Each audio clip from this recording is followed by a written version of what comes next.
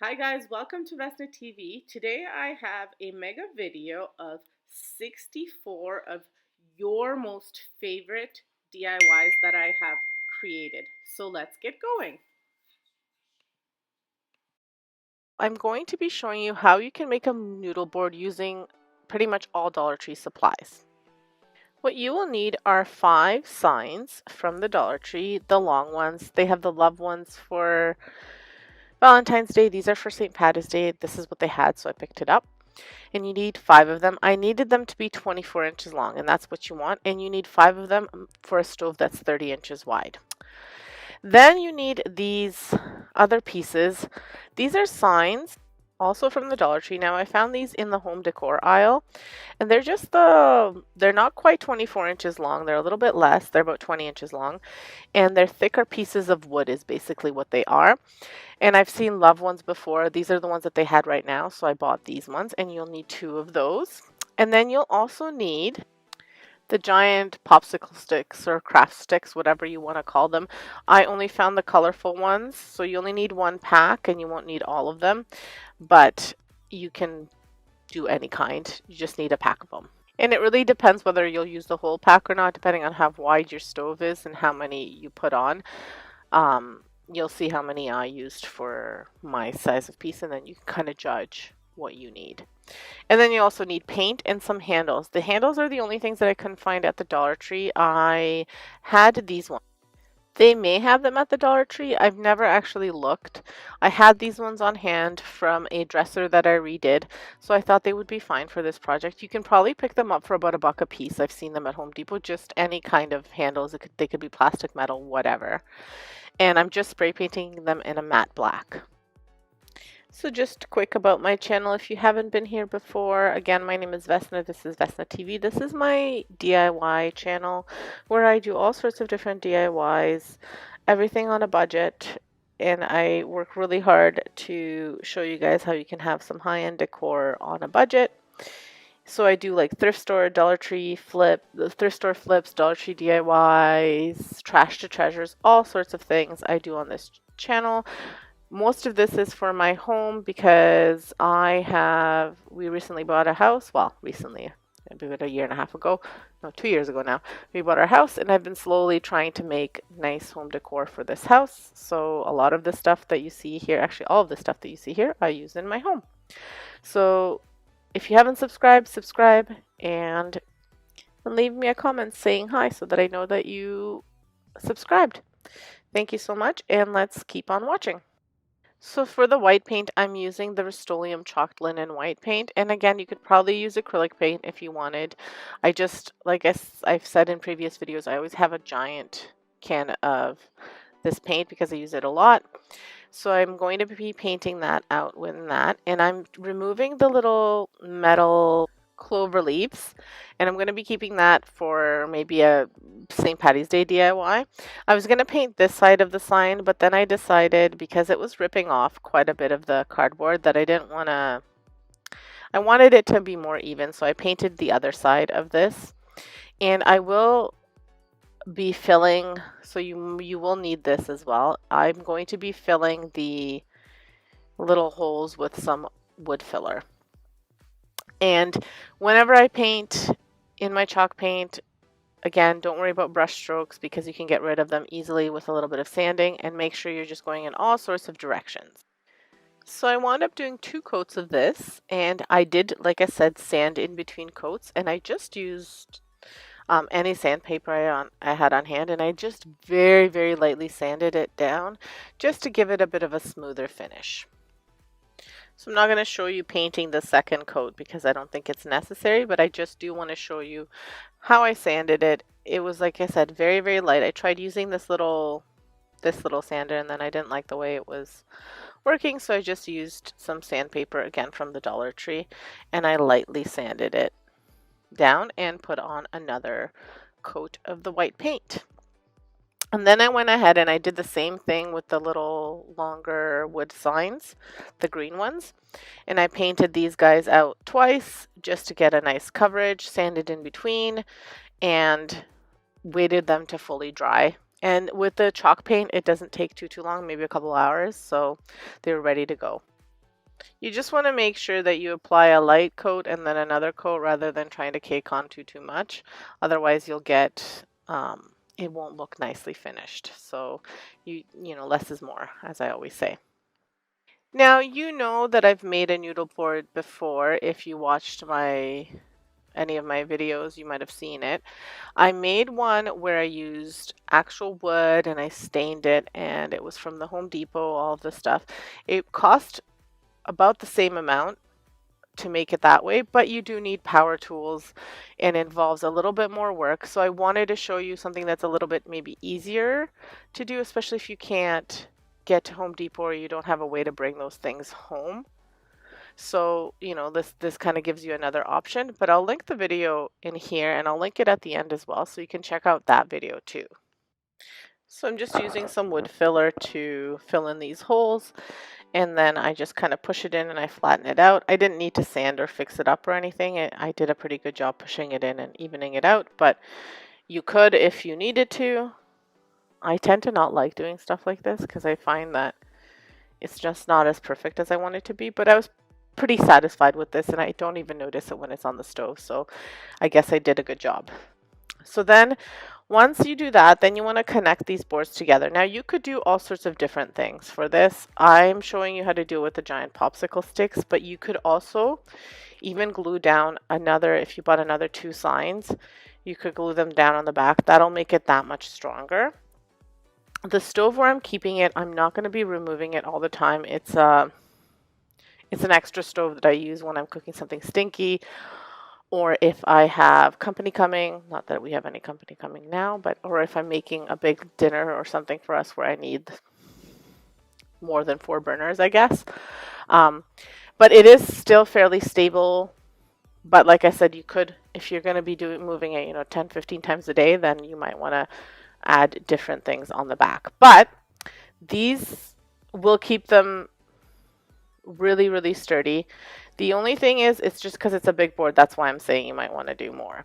So I'm adding E6000 and hot glue. I'm doing both onto these, and I am gluing them where the crease is. And I'm going to be doing that for all of them, and I do 2 of those popsicle sticks so it covers the entire length. And then I also do one down the middle crossways. That way it just reinforces it a little bit. And the reason I'm using the hot glue and the E6000 is because I want to make sure that it takes hold right away, so I don't have to leave it 24 hours. But I will be leaving it to set a little bit, and I'm going to put something heavy on top so that way I can ensure that it has a nice, good hold. And I just put some heavy books and some heavy wood on top, and I leave it for a couple of hours to set. And when I come back, it's nice and set, and I'm not concerned about it falling apart. So when I come back, I go ahead and I pre-drill some holes into the other side of my board to leave a place where I'm going to screw in the handles. You could hot glue everything. I screwed it in because I wanted a better hold. But you could use a combination of wood glue or E6000 and hot glue. But I figured a screw would be perfect for this. So I'm just pre-drilling the holes on the actual noodle board and on those green signs that I painted, those green pieces of wood.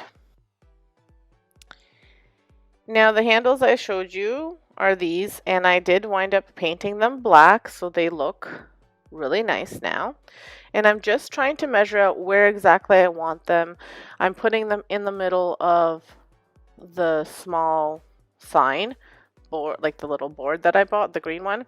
And what I'm doing is I'm measuring how long the handle is, where the little holes go, and then I'm leaving each like an equal amount of space from the top and bottom so that it's right in the middle.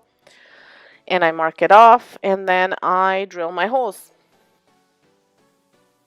So just make sure you carefully measure where exactly you want to go and double check it twice, because once you drill that hole, then it's I mean, there is going back, you can always put wood filler, but I just find why do that to yourself if you don't have to.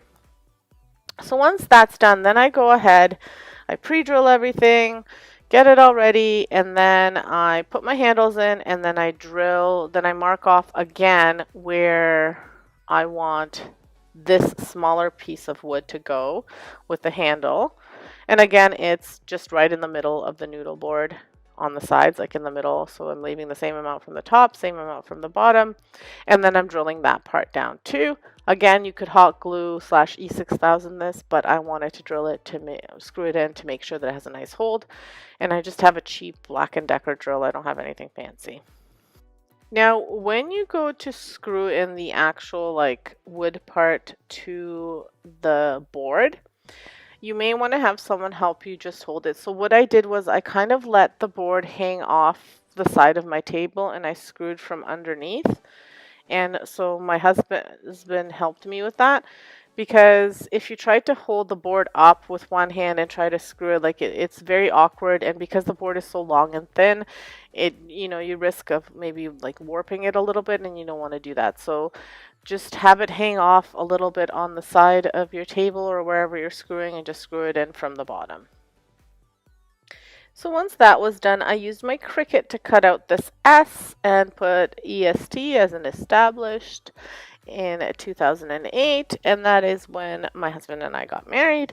So I cut this out just on some gray permanent vinyl. I used the Easy November script, and I just made a capital S, and then I found this cute little free SVG of the circle border around, and I measured where I wanted it to go on the board, again in the middle, from the sides and from the top and bottom, and I put it on the sign. And then I wanted the sign to look a little bit rustic, so what I did was I added some of the country gray from Rust-Oleum chalked paint, and I dry brushed it onto the sign to make it look like it's a little bit distressed. So if you don't know what dry brushing is, it's when you take a little bit of paint and you wipe the excess off on a rag or a paper towel, and then you just brush what was left on the paintbrush. And I just did it in random spots, but just making sure that I was going up and down, not side to side. And if I put too much on, I just rubbed it off with a little bit of a paper towel. And that's it. And if you put too much on, you can always go back over with the white paint. No big deal. Here it is all finished on my stove. I love the way it turned out. It's beautiful. It covers the ugly stove because it's not a very nice stove, and it just looks perfect in the little kitchen. I love it. So for this project, I only actually had to purchase one Billy bookcase because I had one on hand and one I had picked up off of Facebook Marketplace for $15, which was great. So only one of them was original cost, and I only purchased this one at the original price because I wanted the door, and I was worried that if I bought too old of a model that the door might not fit when I ordered it from IKEA. Now, if you can find it already with a glass door on Facebook Marketplace or wherever, Craigslist, wherever, awesome. If not, that's an option. You can always buy the other ones and then just buy this one, the one that you want with a glass door, if you want a glass door new. So what I'm doing, I'm applying a primer. Now, I had purchased a primer that I watched several different videos on how to paint IKEA furniture because I haven't had a lot of luck with it. So I bought the Bin Zinsser shellac primer from Home Depot because I read several blogs and watched several videos where they had recommended that was the best one to use. And I applied the primer first, and then after the primer I applied the paint. Now, going back, if I were to do this again, because the paint was kind of peeling off a little bit, so to me it means that it didn't stick properly. I would definitely take the time and do a pretty good job buffing up the piece. I did a little bit, but not too much because, like I said, I read several places that this would be fine. And then I would use chalk paint over top. I used a cheap Glidden Home Depot paint. It was the cheapest one they had on hand, and it was the Arctic Blue Sky. And beautiful color paint, but I think that if I had used the chalk paint, I would maybe not have the issue of it kind of coming off. But live and learn. So kind of those are the things that I would go back and redo. And I would apply this primer. I did a pretty good job on this cabinet. The other two I didn't cover it as much, and maybe that's why the paint was peeling. So I would do maybe 2 coats of the primer and really just apply it really well, so that way you have really good coverage. I originally used just a brush to apply it, and then I switched to using a roller just because it worked a little bit better. It's whatever you prefer. And as you can see, I'm wearing quite thick clothing because I actually started this project back in April as soon as the weather got a little bit warm outside. And then because I had broken my arm, I couldn't finish. And I just kind of left it for a long time, and then I finished it off just recently. But yeah, so it is quite an involved project, meaning that you have to do the primer, let it dry, then do another coat of the primer, and then probably do 2 coats of the paint. I had them tint the primer, that's why it's blue, because I wanted it to be as close to the color as it could be. But like I said, I actually wanted them to tint it gray, but they said they didn't know how to do that. I don't know why, but they said they didn't know how to do it. So they tinted it blue. And I wanted them to tint it gray because of what I'm going to do with the shelves. So as I said, the roller worked a lot better for applying the paint. So I think that is the way to go, and then just kind of fill it in with the brushes where you need to fill it in, but do whatever's easiest for you. I did do 2 coats of the blue paint just so that it would have a really nice coverage.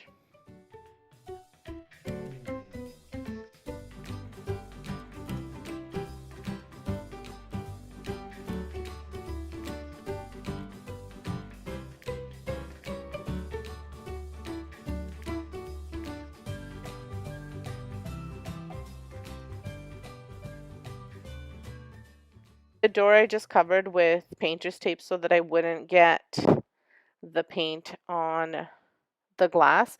Now I'll talk about this a little bit later because I did have to kind of do a little bit of a trick with that too.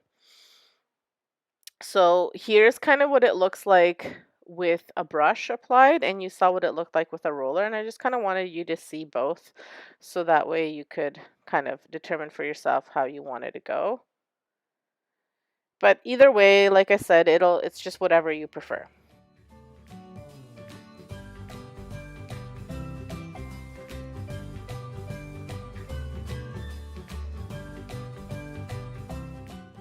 So once I painted all 3 cabinets, and I used the wider 2 Billy bookcases and then the narrower one, I just didn't film myself painting all of these just because I didn't think you really needed to watch me paint. I just kind of did an up and down motion, and I wasn't too worried about brush strokes because I was applying some wax at the end.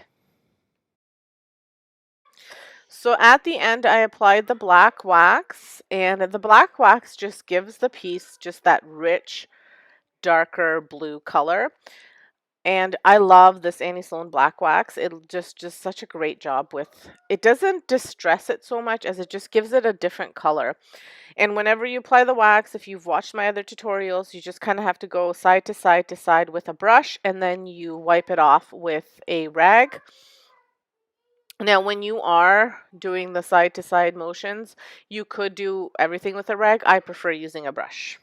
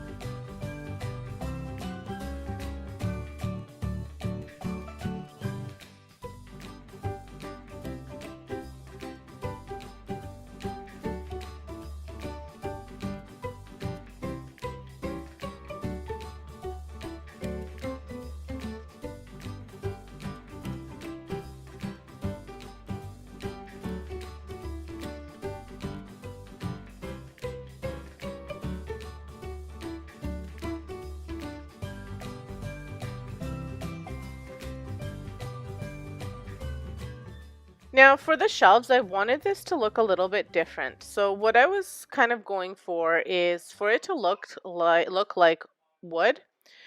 So I originally thought I could use the glaze, the Rust-Oleum decorative glaze, you've seen me use this before, over top of the primed shelves, but it wasn't working, it wasn't sticking. So I went to my Annie Sloan chalk paint and I used the cocoa and I painted over top of it with the cocoa, and then I actually wound up using a gel stain to make that wood grain look, and I'll show you kind of what I did there.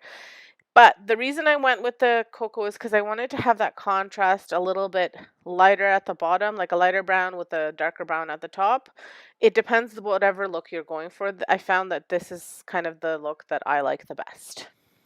The reason I had mentioned that you should use chalk paint for if I were to do this again, I would use the primer with the chalk paint over top is just if you look at how beautifully it covered it and it didn't come off or anything like that, I just think the chalk paint would do a better job of covering than the other paint did.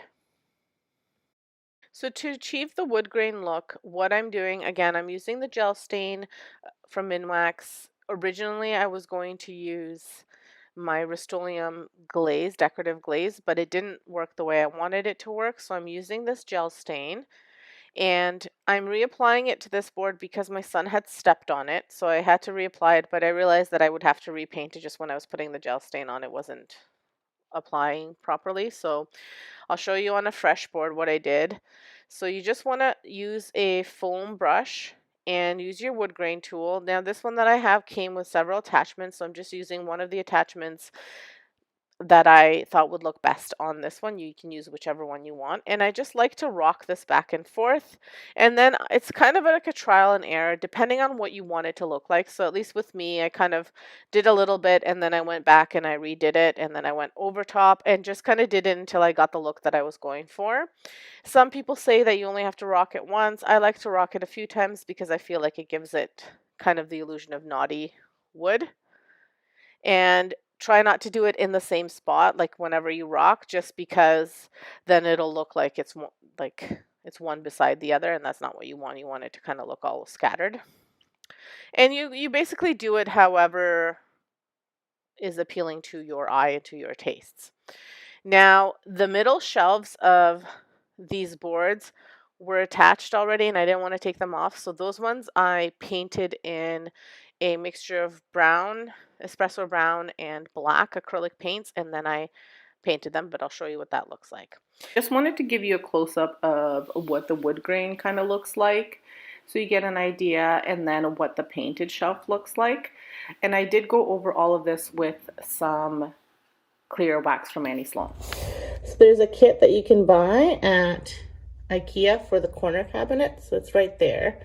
And then you kind of put them here and you slide them on. And just at the top there, as you can see, I didn't paint the top of the cabinet, but at the top there are your anchors so that the cabinets don't topple over. And here's the corner where all of this will be going. I used to have just like a little table there, and I bought the corner hardware kit, and my husband had installed it, making sure that he anchored everything.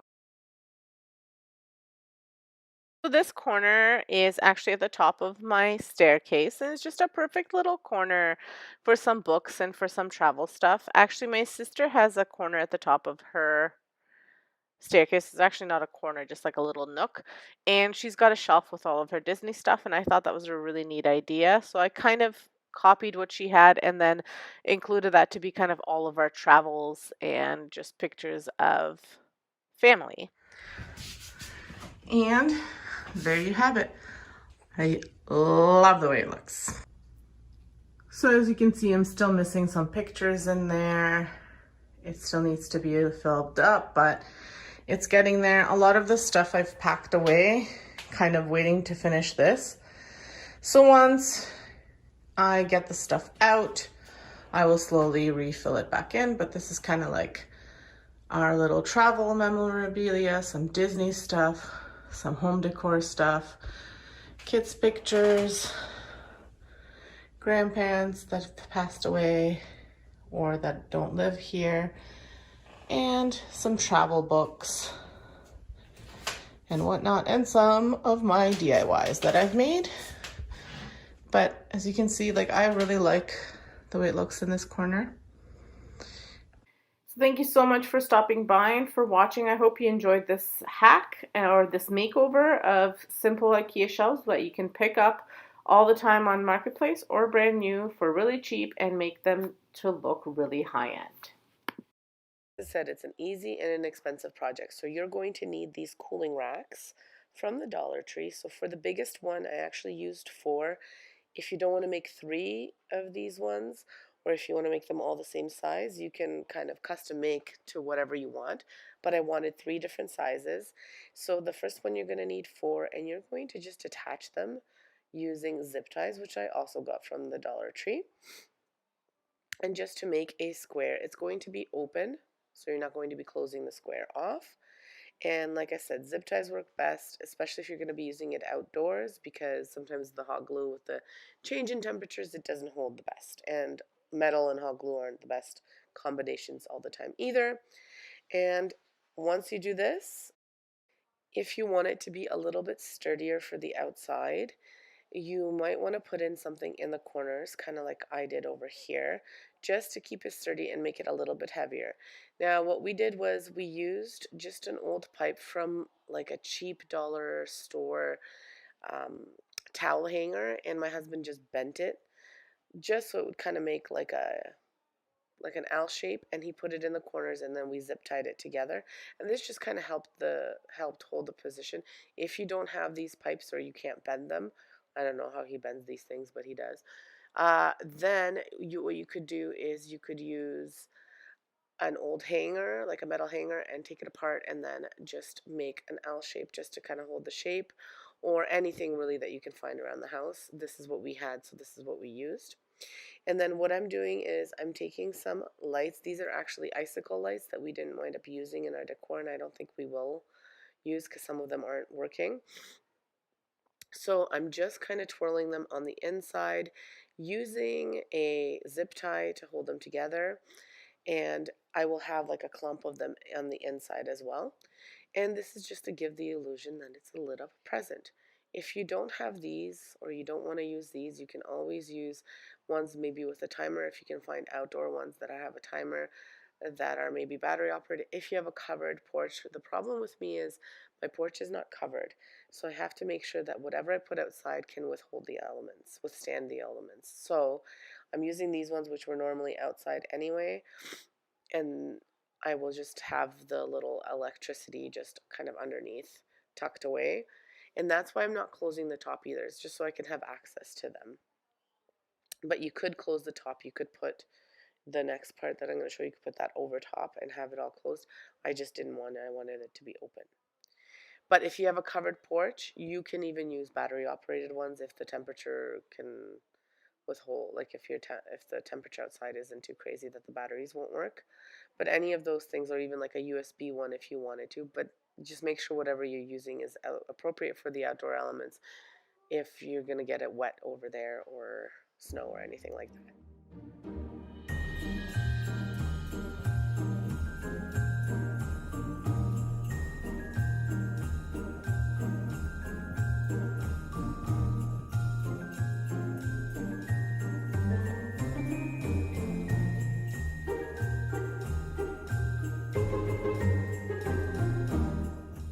So to hide the metal parts, because you don't want, that's not the nicest looking Christmas present.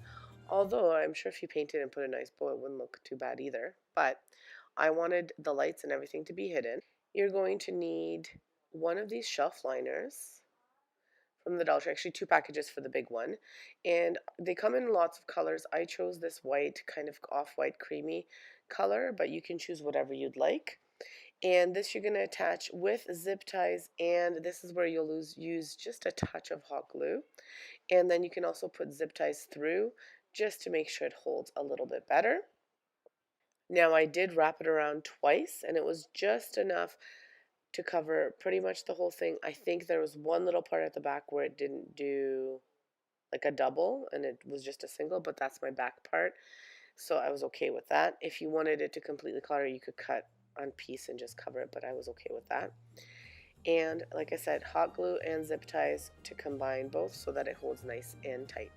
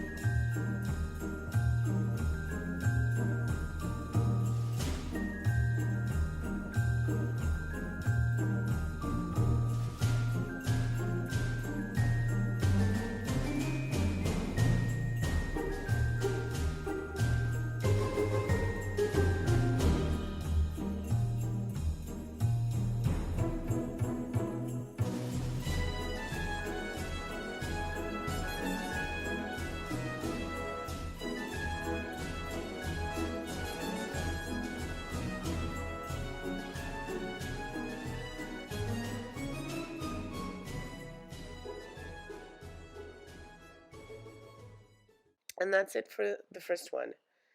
Then for the second one, you're actually only going to need 2 of these cooling racks because you're going to bend each one of them in the middle to make it kind of like an L shape so that you can make a box. So if you wanted them to be really small and all the same size, you could use this. You could, have them stacked one on top of the other and then connect them that way. So many options. I might go back and take them apart and just connect them that way. But for now, this is how I've done them. But like I said, this is so customizable. I'm glad I saw this, and I saw this on a video, but I can't remember if it was a YouTuber or a blog where I saw it. But if you're watching and you did something like this, and I mean, I guess I'll give you credit, whoever it is. I just don't know who I saw it with. They did it a little bit differently. They didn't do the big one like I did. So, I got the idea from it and then I made it my own, as I do with a lot of things. But anyway, then I continued to do to attach them with the zip ties and make my squares.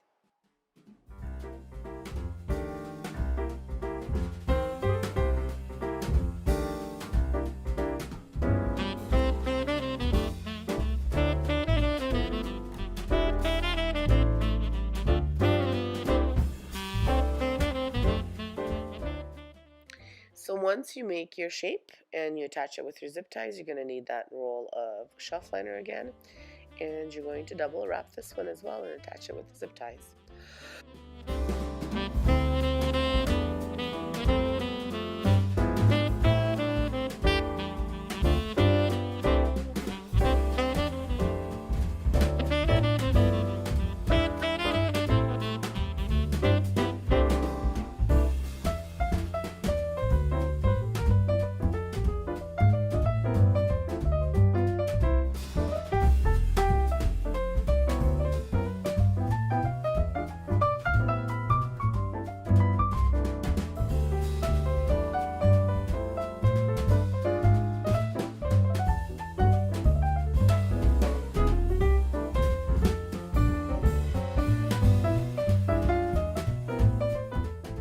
So once you get the shelf liner on that one, then you can go to the next one.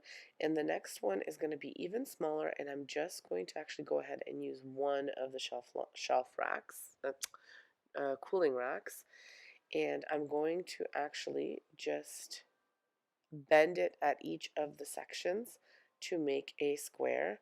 This you have to be careful because you can break it if you bend too hard or too fast or too much. So just really gently bend it until you get your shape. So what I did was I did the outside ones first and then I did the middle. Like I said, be careful so you don't break it.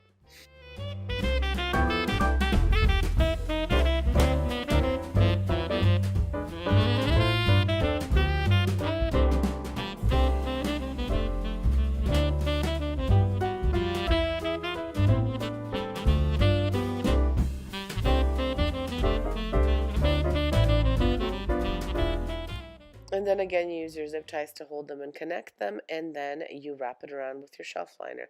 So I believe I used 4 shelf liners with a little bit left over. But if you decide to not double wrap it, then you may use even less. And like I said, use a combination of the hot glue and the zip ties to attach the shelf liner as well. You kind of do it on the inside so that way you don't see it from your second layer of shelf liner, and that's all there is to it. Then you just put the lights in and you find a spot where you want the electricity coming out of, and I wound up actually attaching all three together with a zip tie at the bottom so that they would be just a little bit heavier in case we had winds. And then I also use these ribbons from the Dollar Tree just to make it look like a present. And with the bow, I'm not going to show you how I did the bow. I told you I'm not good at the tutorials, so I just kind of did a bow my own way.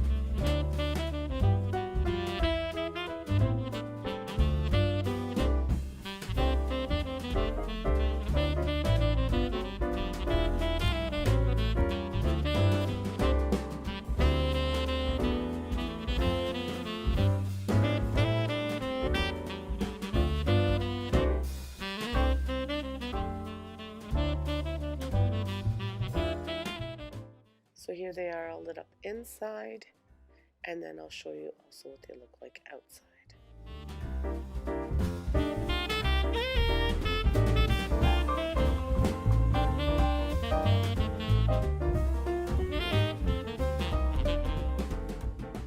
Thank you so much for watching, and subscribe if you haven't subscribed.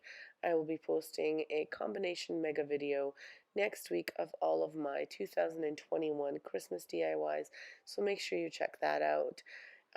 Everyone seems to really enjoy the mega videos, so hopefully you do too. And then in the new year, we will be getting some more new videos. I will be taking a break from creating DIYs until the new year. I have been sick a lot, and maybe it's just a bit too much of all of the stuff that's between work and all the other stuff. So I will be taking a break from creating. I will make another few videos between Christmas and New Year's, and but they'll be mega videos, and I will have a little message for you guys on Christmas Eve. So here's what this door looked like to begin with. I already started kind of remaking it, but it's just your regular bifold door, which I wanted to match my doors in the hall and in the powder room. So this door here, as well, I have a powder room door that's the same, but I didn't like the way they looked, like the matching set, and they were quite expensive. So I saw this on Instagram, and I'll try to link the account in the video in my description below. But basically what this lady did is she cut a bunch of pieces of MDF, and she attached them with a nail gun to her door to make it look like it was a double door with a chevron pattern that opened up. So that's what we are doing here. Now you can buy this MDF at Home Depot, and it's quite inexpensive. It's around $10 a sheet, but I had these pieces from our laundry room. We took apart our laundry room as well, and the back and kind of the sides. It was like a makeshift cabinet had these, so we just cut them up because we threw out the cabinets because they were kind of half a cabinet, quarter of a cabinet. So you save these, and my husband cut them into a 45-degree angle, and then we just started cutting them. All of them were the same size except for obviously near the top and near the bottom. And I did, like I said, I used a nail gun to attach them to the closet. And then once I attached each piece, I actually painted underneath and the sides of it black so that it would be covered. You could paint the entire door black. I decided not to because I just didn't want to waste the paint, but if you wanted to, it would probably make your job a little bit easier, I guess. And basically, it was just a labor of love. And so for the handle, I'm not covering the hole or anything like that. I took the handle off and then I will cover it with the wood or the MDF.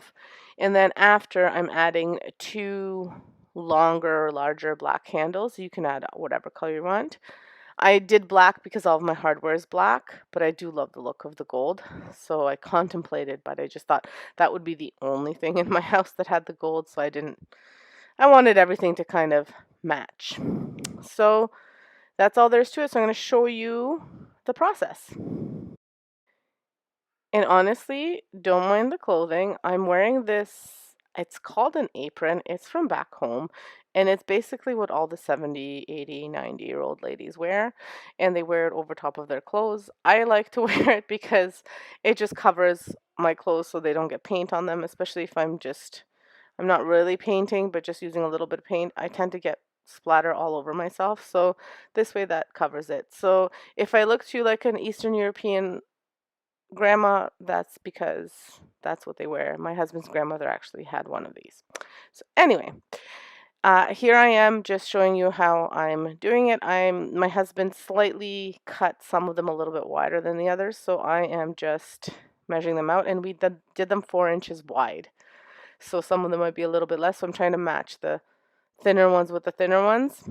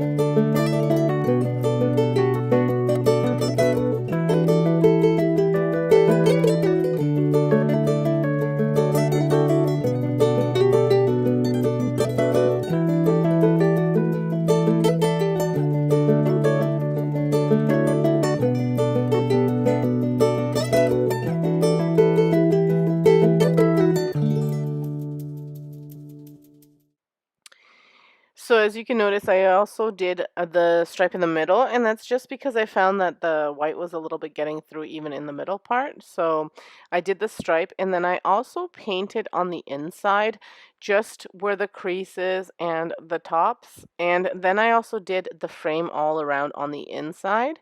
I just thought it was a better look than to try and have that white because I felt that it didn't look as finished. In this way, you couldn't quite tell where the door ended precisely and where the frame began. Like you could, but it wasn't so like screaming white at you.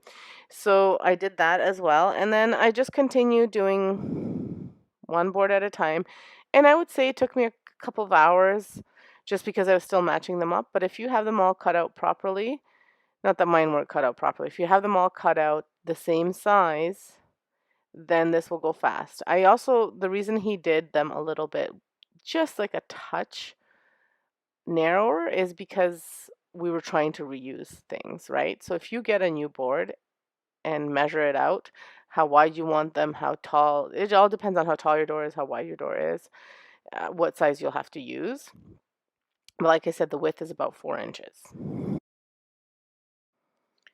And then it was just at the bottom where you had to measure out how long they had to be. Your width stayed the same, and then you just measure out whatever's left over, because if you didn't, if you didn't do them quite tight against each other the way I did, or if you maybe did them a little bit smaller, it all depends. So measure it out when you get to that point, and then add them to this.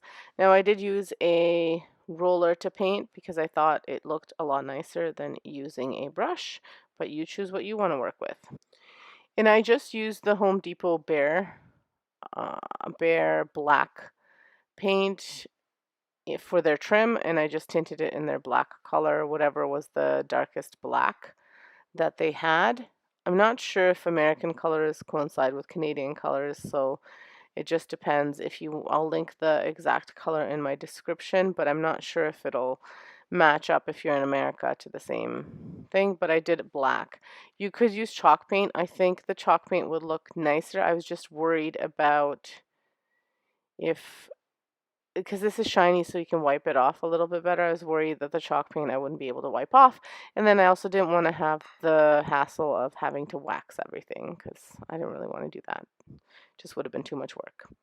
So I did 2 coats of paint, one light coat and then another coat to get it all covered. And then I went back and I touched everything up with a smaller brush and a brush just to get everything to look perfect. And so here it is, and I just used these handles from Amazon. They are the 6-inch handles, and they look fantastic. I love the way it turned out. It just looks so nice in my haul, and let me know what you guys think.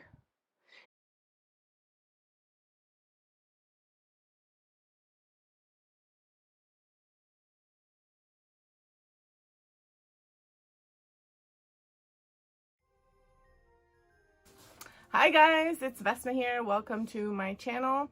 For today's video, I'm doing a mega video for Christmas in July. So what I've done is I've taken a whole bunch of your favorite DIYs and put them together for you. So it's going to be a mega video. It's going to be a long one. Grab a snack, enjoy it, and hopefully you can find some of these items easily, because some of the items are things that you just find in your everyday Dollar Tree, and other items will be things that you need to buy. So it'll give you some ideas for what you need to purchase once those decorations are coming out, because we all know they'll be out probably end of August, beginning of September, at least here where we are, and they go fast. So hopefully gives you some ideas, some inspiration. If not, just like I said, grab a cup of coffee or something cool to drink and enjoy this video. So the first DIY that I'm doing is a snowman. And I'm using these snow globes from the Dollar Tree. I'm using 2 of them. I'm taking off the lids and all of that stuff, and I'm putting it off to the side. I won't be using it for this craft, but I might be able to use it for something else. And I am painting the inside of the snowman with a mixture of Rust-Oleum chalk paint and water.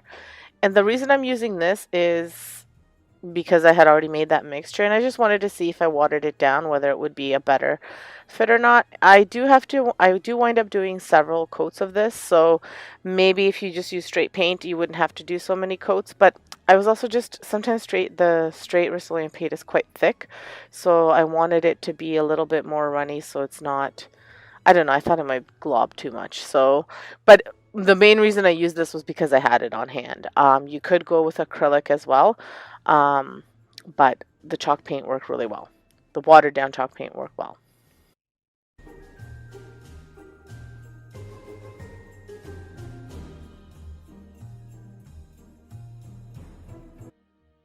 So after 2 or 3 coats, depending on your paint, this is what they look like.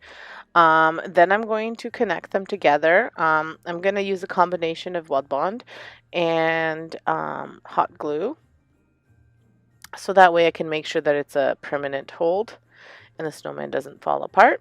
So I'm just going to put this one over top of the other one and just hold them tight for a little bit. The reason I'm using the combination is because the hot glue will give me that immediate hold and the weld bond will give the permanent hold. So I'm just going to pop the hot glue over here. I wind up having to kind of adjust it a little bit because I didn't take into consideration uh, the curve of um,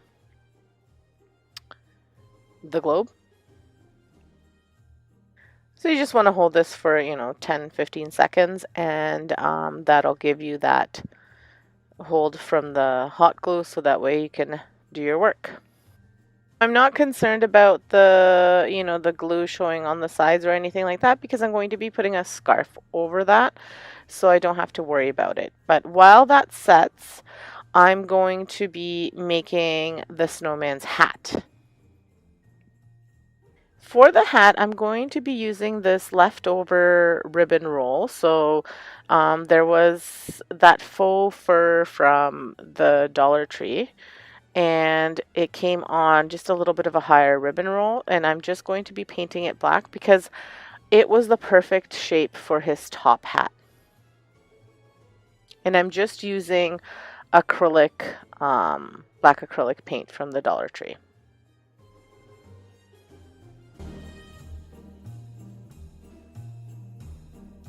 Once you cover this completely, then you can set it off to dry. I did not worry too much about covering the bottom part of it completely because it's going on the snowman anyway. I just had to do one coat. By the time I went over the whole thing, the top part there that I had to go over dried up a bit, so I just put a little bit of black paint over top and that's it. So while that dries, I'm going to attach the scarf and draw on his nose and his eyes. For his scarf, I'm using Dollar Tree ribbon. I just hot glue the scarf around his neck, and then I make a bow that I hot glue together. I made little loops and then I hot glued them together to make a bow for his scarf.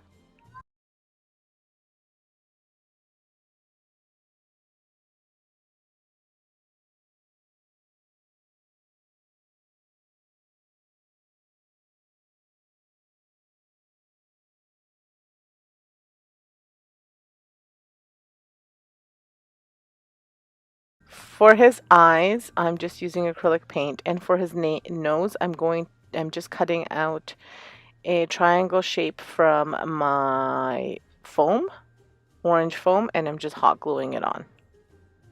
I also use the black paint for his buttons. You could do anything you wanted. I just thought freehand drawing it would be just as good as hot gluing something.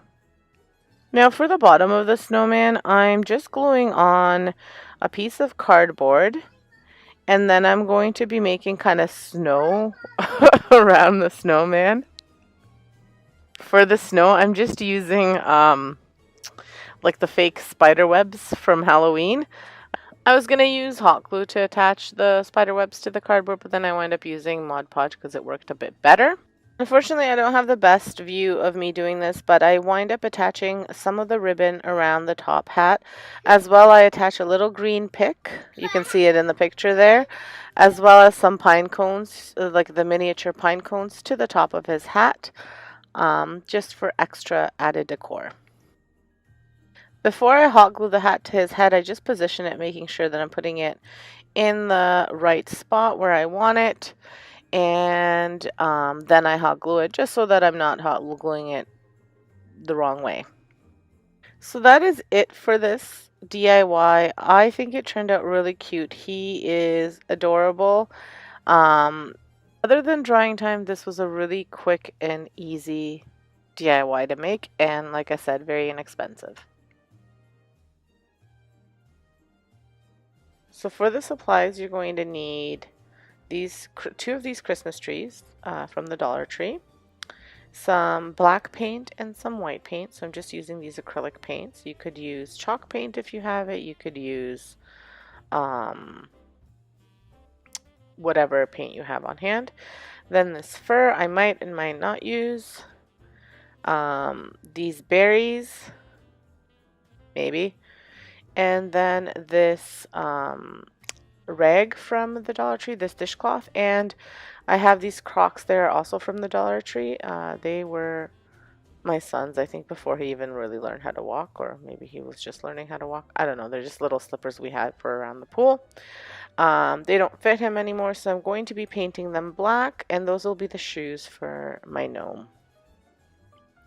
So I only needed one coat of the black, and you don't have to, if you have boots or anything like that that you could use, you could do that. I just didn't have anything that I wanted to use for this that I thought I could use for this. I thought I had a pair of ceramic boots, like a little planter that looked like boots, but I must have seen it somewhere. I couldn't find it.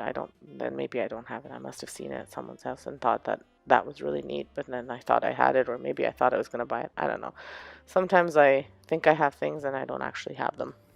So once they are painted and covered all the way through, you can set them off to dry, and you can start to make your little gnome. Now, whatever you decide to use for your feet, it doesn't matter, like I said. You'll just have to either connect it together somehow, if it's not together, and you're going to need some floral foam as well, which I forgot to show you at the beginning of the video. And the floral foam will be so that you can stick your tree in it, and then you stick it into the shoe itself. So for the tree, you're going to take the bottom part of it off, and I always keep all of the little things because I might be able to use them for something else. And then you just have to put the branches down. So normally the tree branches go up, and you want to have them go the opposite way. So you're just going to push them all down at the bottom and fluff them out as best as you can. And you're going to do this with both trees. So once you fluff out the second tree and have it the way you want it, you're going to join the two trees at the flat sides. What I mean by flat sides is you need one side on each tree to kind of be flatter so that you can join them and make a wider gnome, like so. And then you're going to use the top part of your branch just to tie them together. And once they are joined together, you're going to, again, kind of fluff it out a little bit to make it look a little bit fuller. And your body for your gnome is pretty much done. You will want to put it in your floral foam so that way you can put the hat on and fluff it out even more so you can kind of see what it looks like standing up. So what I did here was I just took 2 pieces of floral foam that I think will fit into the shoe. Should have measured it before I painted it, so make sure you do that. And I'm just going to put the base of the tree onto those pieces of floral foam and stretch it out as much as fluff out the tree as much as I need to make it like a fuller body of a gnome. Then you're going to take your dishcloth and you're going to fold it in half, and you're going to kind of cut out a moon shape. But first you're going to cut a little piece. So as you can see, I'm doing about 3 squares, and this will be for your mittens. So you're going to cut that piece out and put that off to the side, and then you're just going to shape your mittens. So what I'm doing is I'm making I'll be making four pieces of this. So right now I'm getting 2. Then I'm going to fold it in half, and I'm going to cut the piece right here, and then I'm going to cut out my mitten shapes once again, and then I'm going to hot glue these together. Now when you're hot gluing them, you want to make sure that you're hot gluing the inside of the mitten together. Now if your cloth is the same color on both sides, this doesn't really matter. It only matters if it's not the same on both sides. And you're just kind of shaping the mittens without the thumb. You don't need to worry about the thumb.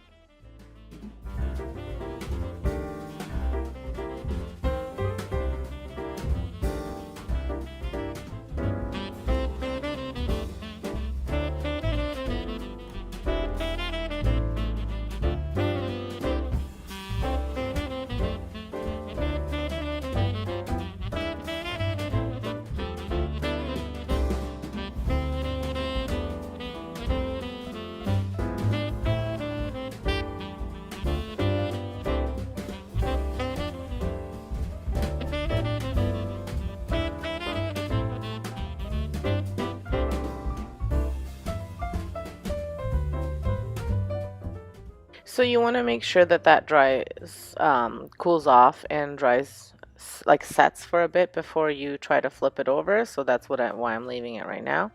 And while you're waiting for that, you want to cut your hat. And again, I'm flipping it on the like inside out because that's how I'm going to be gluing it. And then I'm going to be turning it inside, like the right side in. So what I'm doing is just kind of cutting like a bit of a moon shape, I would say. You can do this however you want. So I'm just starting at the open corner and I'm going up to the closed corner and trying to keep as close as I can to the edge. My scissors need a good sharpening. I've been using them too much on things that I shouldn't be using them, so they're a little bit dull, but you get the idea. I've seen this done with a scarf too from the Dollar Tree, and so you could use that. It's really whatever fabric you have that you can use. I just happen to have this dishcloth and I like the plaid right now, so I thought this would make a really cute hat for him. And so what you're going to do now is you're just going to glue the hat together. And don't worry about the edges not being super even because you won't be able to see it once you glue everything together and flip it inside out.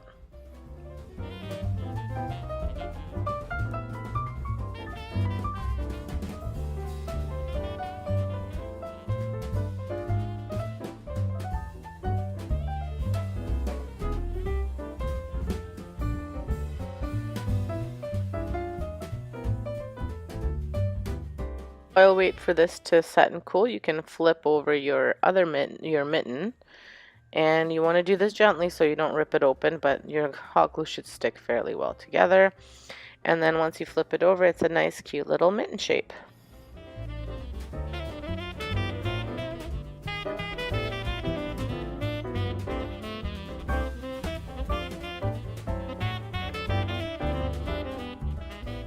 So then while the other mitten dries, you want to flip the hat over, and then you can either attach a jingle bell to the end or you can just kind of tie it to make it like a little ball at the end. And so I do decide that I want to use that fur and add it to the bottom of the hat. So I just measured out how much I needed around, and I'm going to hot glue it to the very bottom because I want the hat to be a little bit longer.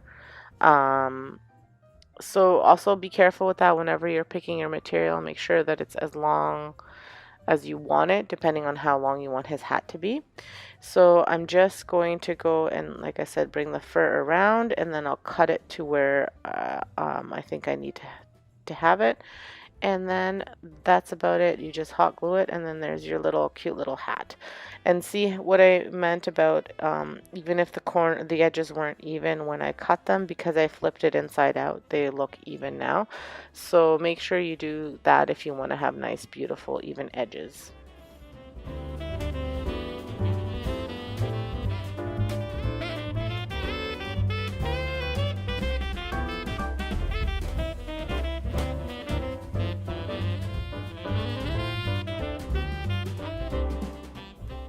So once you have your hat made, then all that's missing is to put the hat on the tree and to give him a little nose. So what I am doing for the nose is I'm using a Christmas ornament, and when you're putting his hat on, you want to make sure that the bottom is lower than the top.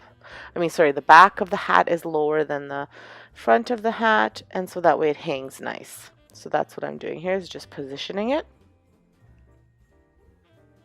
And I'm just using a champagne colored ornament from the Dollar Tree. It came in one of those tubes for $1, and I'm only using one. And I'm putting lots and lots of hot glue on it so I can pop it in just under his hat. And you want to make sure that you find a little branch to glue it onto. And then you just hold it down so it sets a little bit for a few seconds.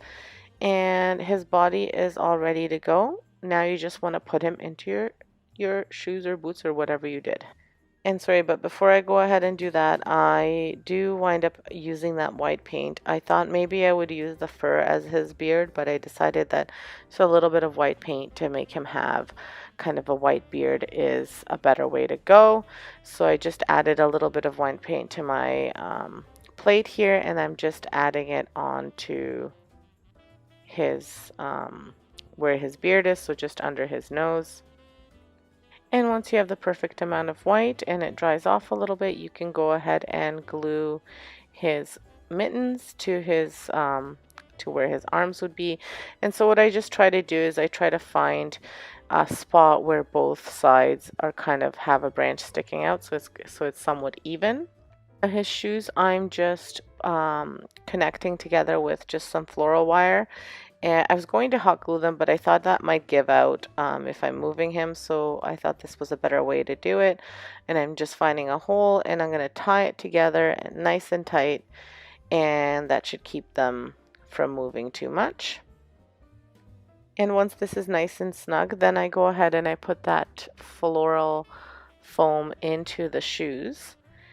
I just wedge it in there, so I take it off of the from the tree and I just wedge it into the shoes, so that way I can put the Christmas tree on top without having to worry about dealing with the actual Christmas tree. And I made it a pretty tight fit, so make sure you do that as well, so this will prevent it from sliding out of the shoe. And so then all you do is just push the bottom of your tree into the floral foam. It doesn't matter if you get the same hole or not. And there he is, all finished.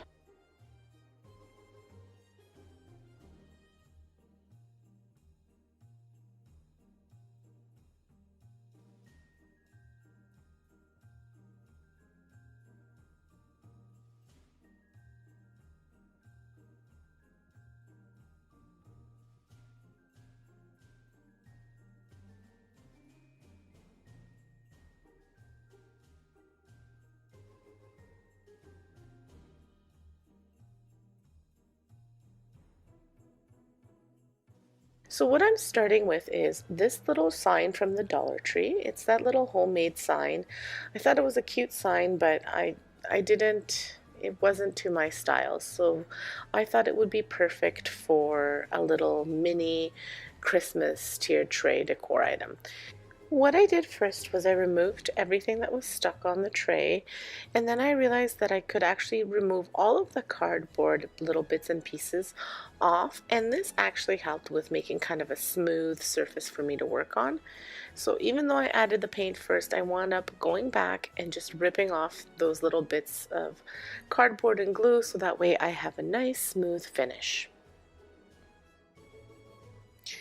Once I have all of that off and I have a smoother finish, I go back and I apply my Rust-Oleum chalked linen white paint to this little mini Dollar Tree sign. Once I have the coverage that I wanted, I do several coats of this once it dries. I don't have it completely and perfectly covered because I am okay with a little bit of the black coming through. It gives it that rustic look that if you've watched my videos, I love the rustic look, so this gives me that little vibe. Then I attach this ornament. So this is the little wagon ornament that they had at the Dollar Tree, and I attach this to the middle of the sign. And then I'm going to add these mini Christmas trees to each side of the wagon, and I'm just using hot glue to attach these. And then I add some snowflakes and the word Merry. Everything is from the Dollar Tree.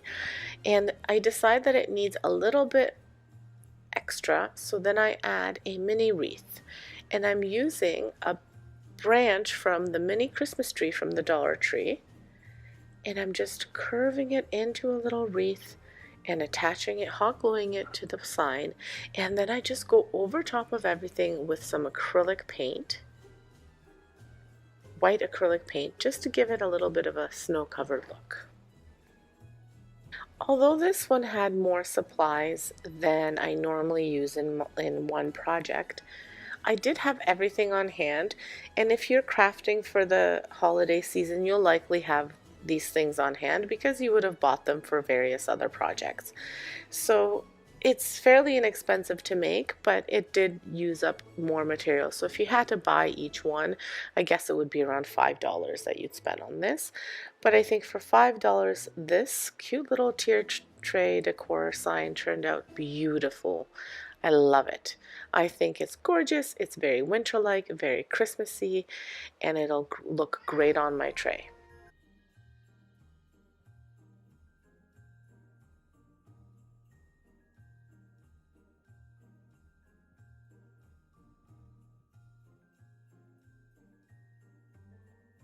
Next DIY. This is another simple, inexpensive piece to make. I kind of went a different way than I thought I would go and wound up doing something similar like I did in one of my other videos, which I could. But what I was going to originally do is I was going to make a mini cutting board, kind of like the ones from the Dollar Tree that you can buy, the plastic ones, but I feel like they're a little bit too big for my tiered tray, so I wanted to make a mini version of it using just some cardboard items and some leftover pieces of wood.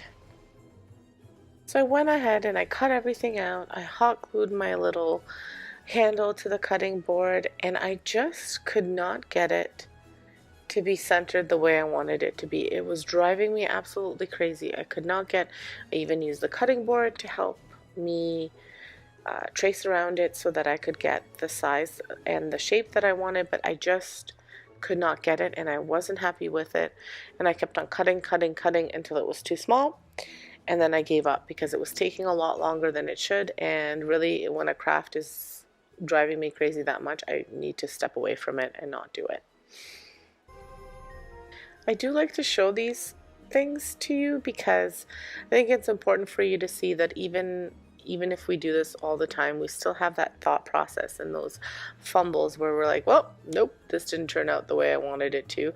So that way you don't get discouraged. There's lots of people who think that they can't craft or can't DIY or can't make anything, and they kind of get scared of it. And then if they think that, even somebody who does it all the time doesn't make mistakes, then they might get discouraged. So this way, hopefully it encourages you to try it anyway. So as you can see, like, I go ahead and I create my little cutting board using my buffalo check. I decided on the red instead of the black and white. I wanted the black and red. And once I wrap it, I realize I still don't like the shape of it, and then I go ahead and cut everything off. I paint the handle a dark brown, almost black color. I stick on my little wooden gingerbread man, thinking that I'm going to be, like I said, happy with it, but I really wasn't. So then I cut everything off, and I decide I'm going to attach some popsicle sticks as a frame to this, and it'll just be a little sign. So I made an ornament with a sleigh kind of like this, but this will just be a sign. I'm not making it an ornament. So I'm just trying to measure out so that it's exactly the same distance from the top and bottom. Then I'll be cutting it off at the bottom to make sure I shape it. I'm hot gluing it down, and I'm making just kind of like a frame like that, and I'm letting the popsicle sticks hang over because I think it just makes it look a little bit nicer. And that's all there is to this one.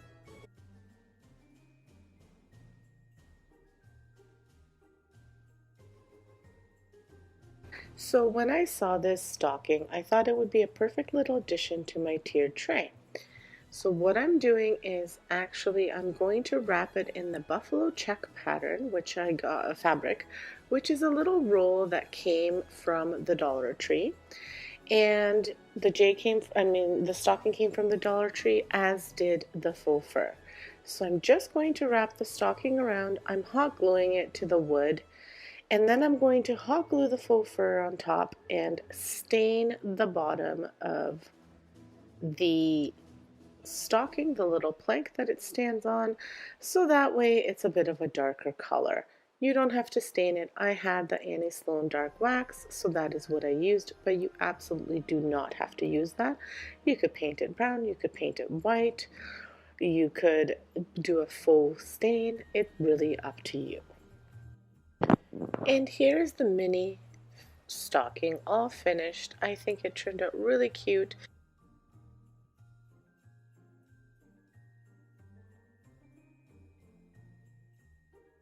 For the ornament, you're going to need a pine cone, some green acrylic paint, as well as either a cork from a wine bottle or one of these little birch stumps that you can get at the Dollar Tree as well.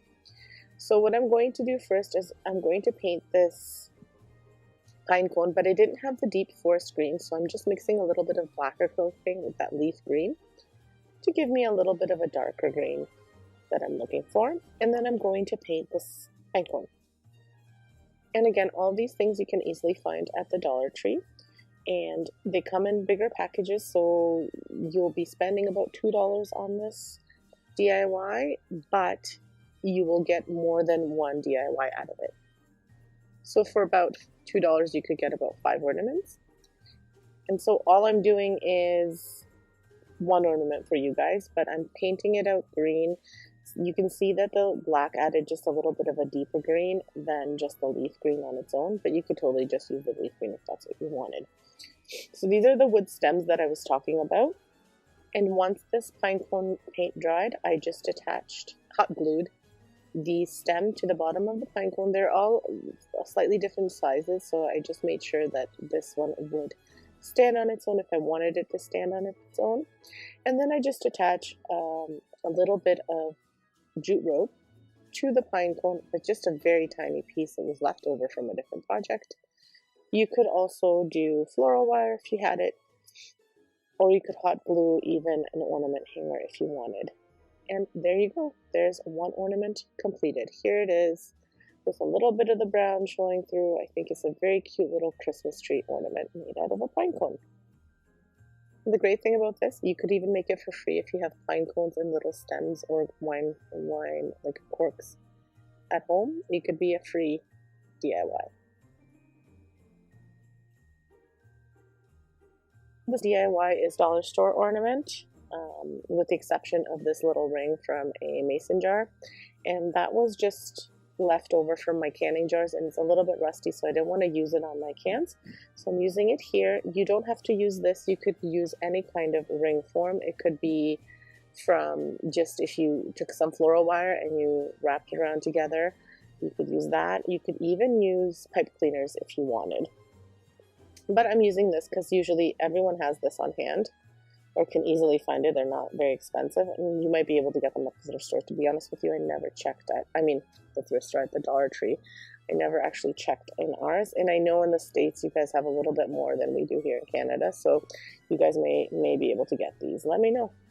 So anyway, you're just taking this and one of those Dollar Tree trees, and you're cutting off the branches and just wrapping them around the canning lid, and that's about it. You could use garland if you picked it up. They didn't have any more garland when I was looking for it, so I bought this tree and I've used it for several projects, and all you do is wrap it around. Very, very easy ornament.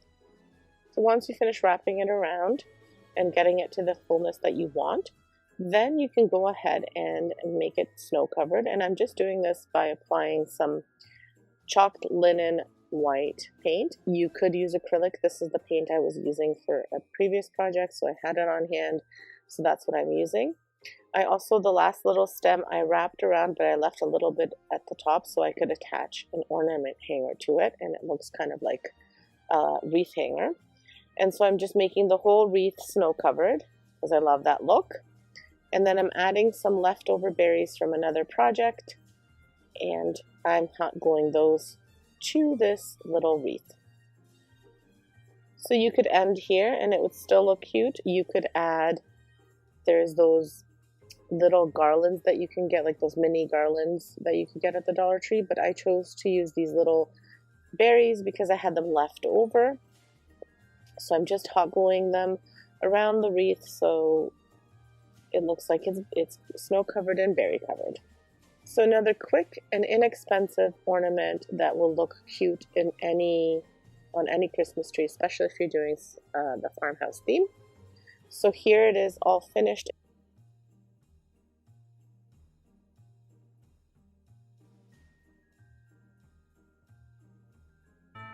So I really love these little red pickup trucks from the Dollar Tree. I also really love the like die cast ones that are big. However, they're quite expensive. So I thought, hey, why don't I make my own? So I got two of these little red trucks from the Dollar Tree, as well as this crate, the mini crates that they have at the Dollar Tree as well. And I'm going to be making a little red truck. So I will start off by removing these Christmas trees.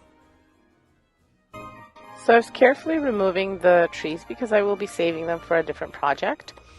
And they're great shape and they're perfect for Christmas. I will have to paint over them and I'll take off the garland that they have around, but they'll be perfect.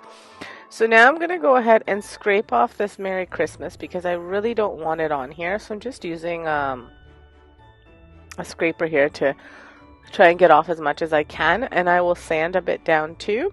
Sometimes when you paint over the glitter, it still shows, so I wanted to get rid of it.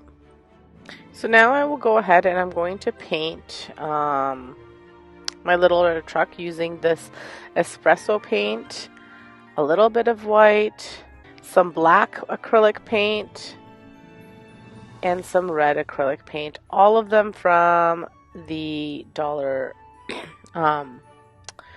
Tree.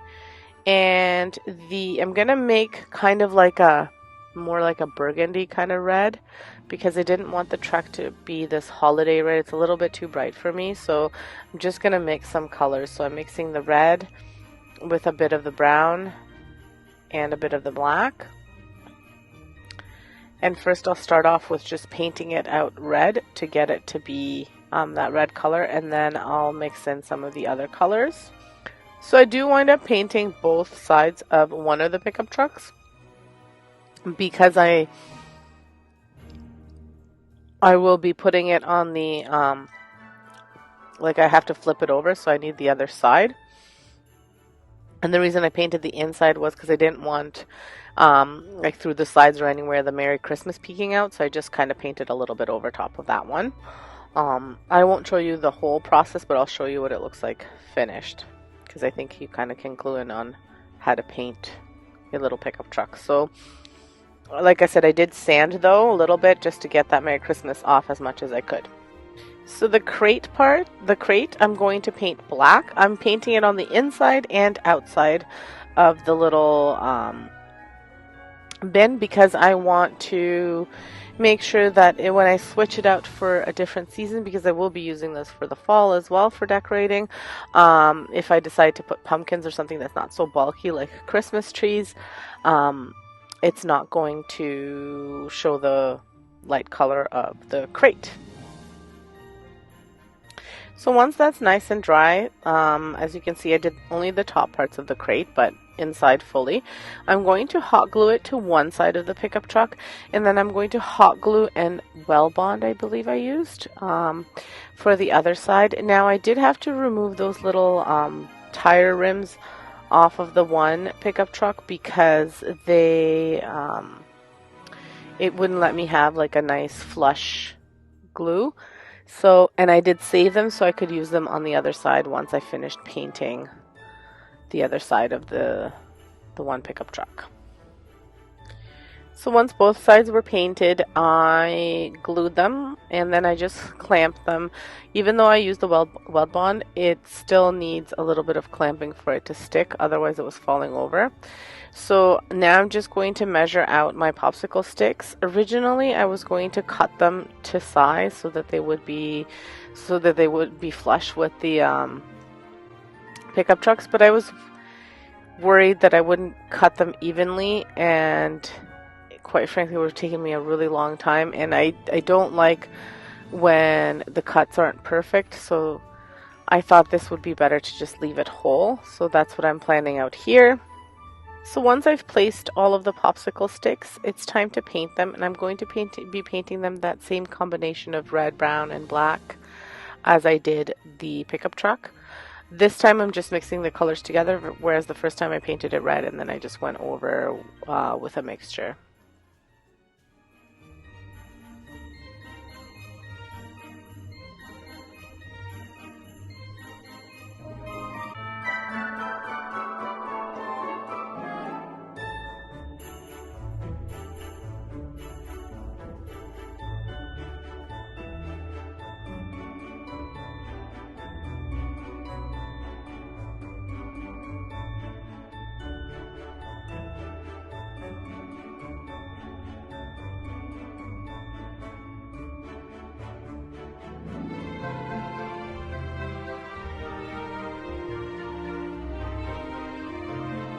So after I paint the top of the pickup truck red, I decide that I need a little bit of height to the crates. So I'm adding some like little rails on the side, and I'm doing that with one garden pick.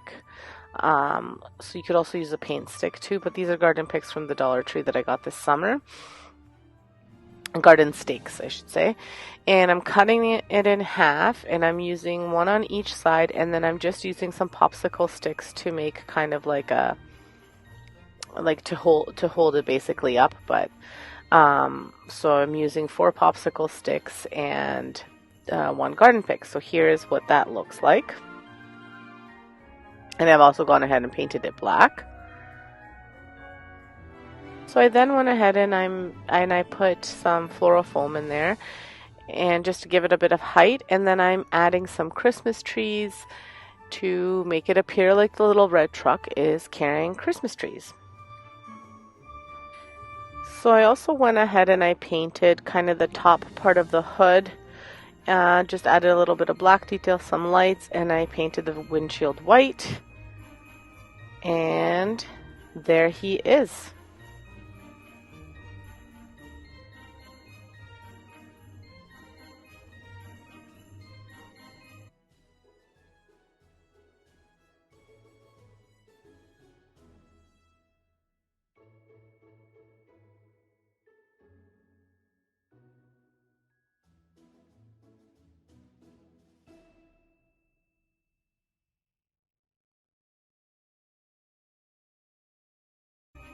So this cutting board was painted black, and then using the Rust-Oleum charcoal black, chalked black paint, and then I painted it with the linen white.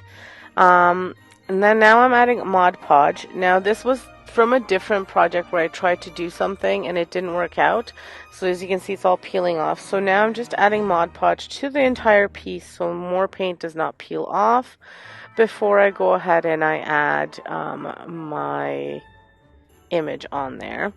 So the Mod Podge will hopefully allow for the paint not to peel off, like if I ding it or anything like that.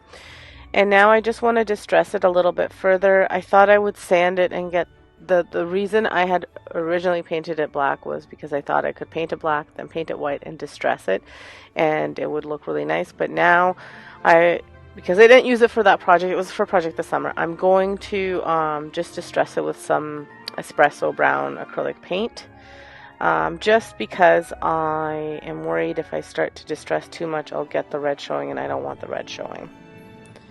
When I do this distressing, I always kind of try to dry the paint off on a paper towel or something as much as I can, so it's a really dry brush. And sometimes if I find I've added too much, I'll just wipe it off with a paper towel or a baby wipe. This time it's a dry baby wipe, but sometimes I use wet baby wipes to just kind of blend the colors together. But this time was just a dry baby wipe that had dried out. And then I'm just kind of randomly putting the distressing on.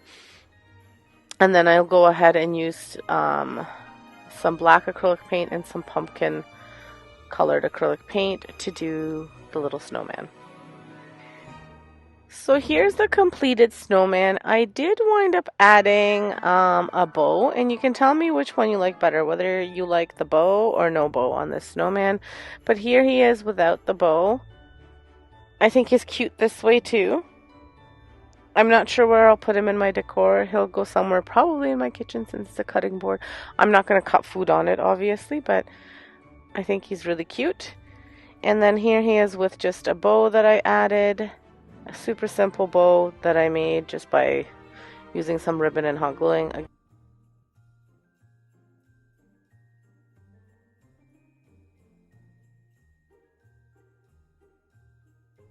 I'm really excited to show you my version of this joy wreath. I got this idea somewhat from Glue Guns and Roses, but I tweaked it to be my own. So what I'm doing is using these two wreath forms, and they are the candy cane wreath forms, and I'm going to be using the Dollar Tree garland as well. So you'll need 2 garlands and 2 of these wreath forms, as well as just a normal round wreath form or anything that you have round that's kind of like a wreath. So I'm just pulling the garland through the first one, and then I just wrap the rest of them all around. I do it on the first one and I twist it around like just at the top, and then I just wrap it around so it covers the entire wreath. Now, this is not quite one full garland. I had cut off maybe, I don't know, like 10 inches off of this for another project that I was doing. So it's missing a little bit. So I apologize for the awkward angle of this, but it was a little bit difficult to, just with the space that I have, to show you this so that you could see the entire process, because I'm twisting and turning it, wrapping it around, but you get the idea. I'm wrapping it all around until I get to the very top, and then again I twist it around the top, and I'll just speed it up here.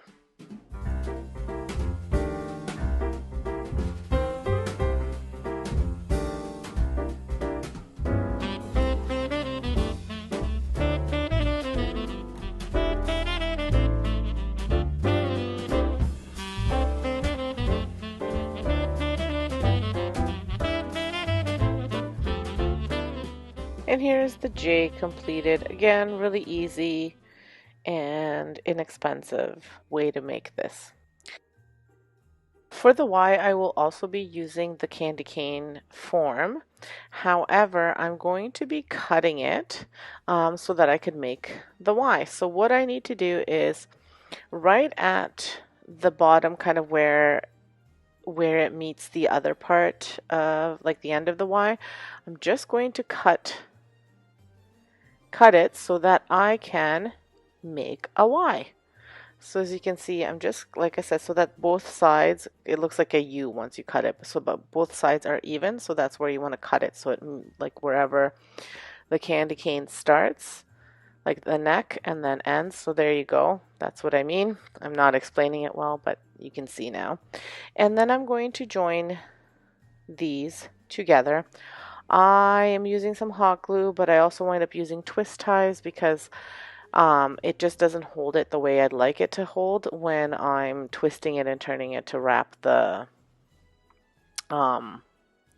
garland around. So I tried the hot glue. It wasn't doing what I needed it to do, so I'm going to do the twist ties, and you can add hot glue if you'd like to, just to kind of give it another more secure hold, but this does a really good job. So I'm just adding a couple twist ties and making them as tight as I can.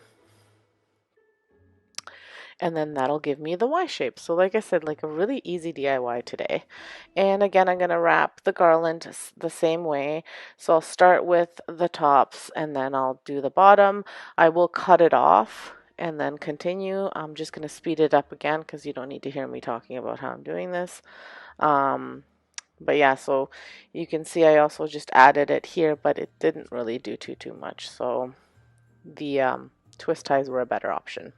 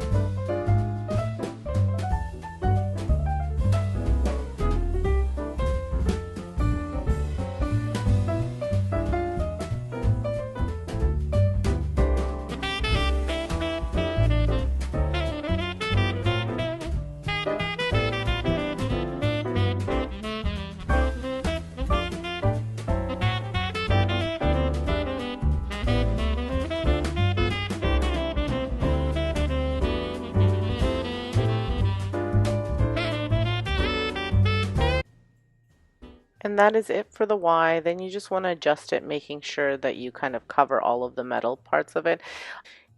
And for the O, I opted, now you could use anything that you can find. I opted to use one of these green wreath forms, also from the Dollar Tree.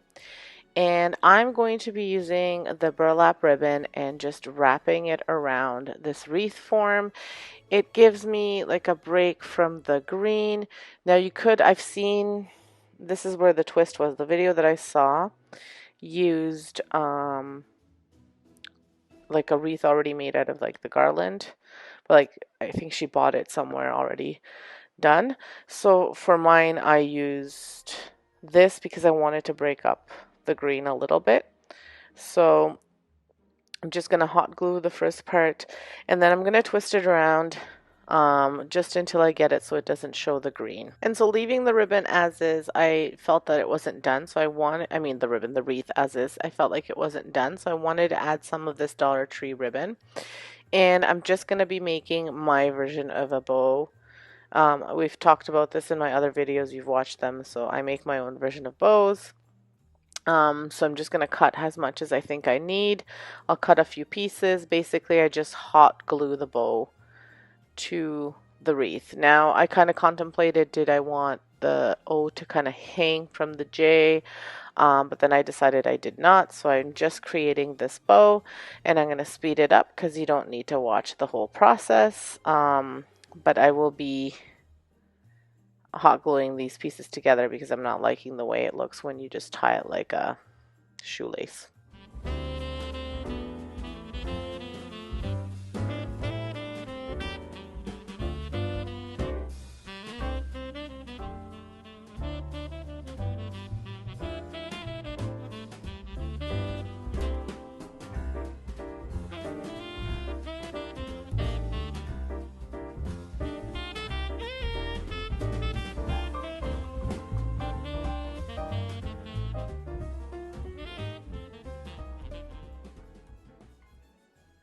So after I finished the bow to the way that I liked it, I contemplated putting in some pine cones, but then decided against it. And here are the versions. So I have 3 versions of it completed. So here's the first one with an addition of berries that are spread apart and the Y being tilted.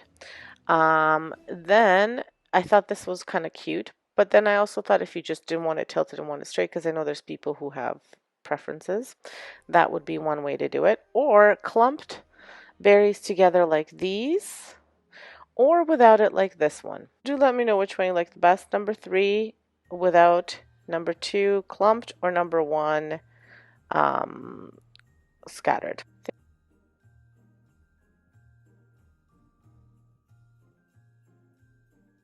For today's video, I'm going to be making a joy sign using these Dollar Tree frames and some jute rope. So today's project is fairly easy to do and it shouldn't take you too long. So what we're doing today is I'm going to be creating the word joy using my jute rope, and I'm going to be gluing little pieces of the jute rope together to create the J, the O, and the Y, and then I'll just be hot gluing it to the frames and then adding some embellishments. Very easy to do, very inexpensive. The project cost me a total of, well, $3.75 for the frames because I'm in Canada, so each frame was $1.25 from the Dollar Tree. And then I had jute rope left over, so it didn't cost me anything, but I mean, jute rope is another $1.25. So basically around $5 for the entire project. There's so little embellishments that you could just use anything you kind of have around your house, and if you don't, then add another $1 for that. I'm not gonna bother talking through the whole process, but you can see what I'm doing, just adding jute rope and just gluing them together. If you wanted this to be a little bit easier, you could cut out with a piece of cardboard and glue these on there. I'm just using 2 pieces or 3 pieces depending on the letter. So for this one I used 3 pieces, and for the O I used 3 pieces, for the Y I used 2, and then I just added a little bit at the top. But again, fairly easy to do.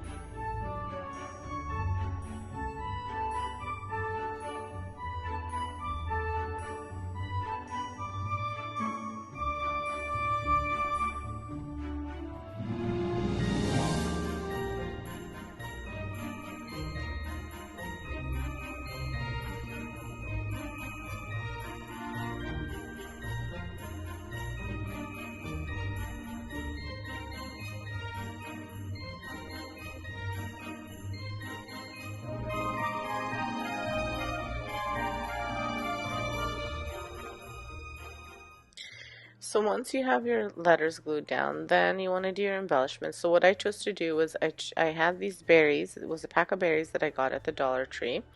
And what I'm doing is I'm just painting them white, and I'm only using about 6 berries. So you could cut these off if you had them, if you had like a little Christmas pick, and it would, like I said, would cost you even more because then you could just do for $1.25. You could do your greenery and everything else. But I had these, so I wanted to use them up. So I'm gluing this down, and originally I thought I would just put it on the little clip here for the letters. And then once I put it down and I looked at it, I decided I didn't like the way it looked, so I changed the position of them and I added some greenery.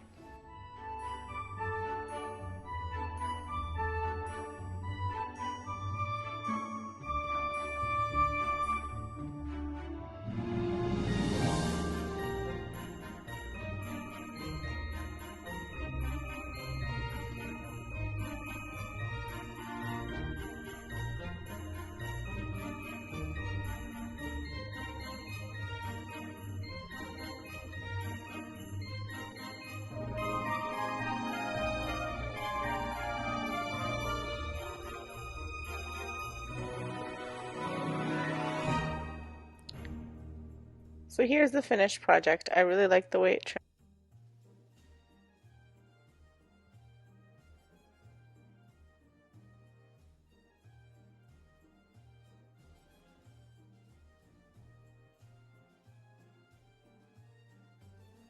For why I am using this pumpkin from the Dollar Tree. It is something that I bought when, like, during Halloween, and it just reminded me of a Santa or a gnome. So I thought this would be great for a Christmas craft, and I was really excited to have found it. I'm sure you could find a Santa in this exact shape too if you wanted to, but I found this, so I bought it right away. So the first step for this project is that I have to remove all of the pipe cleaner off of here, and I'm not cutting it all up. I'm actually going to keep all of that pipe cleaner because I may use it for Halloween next year.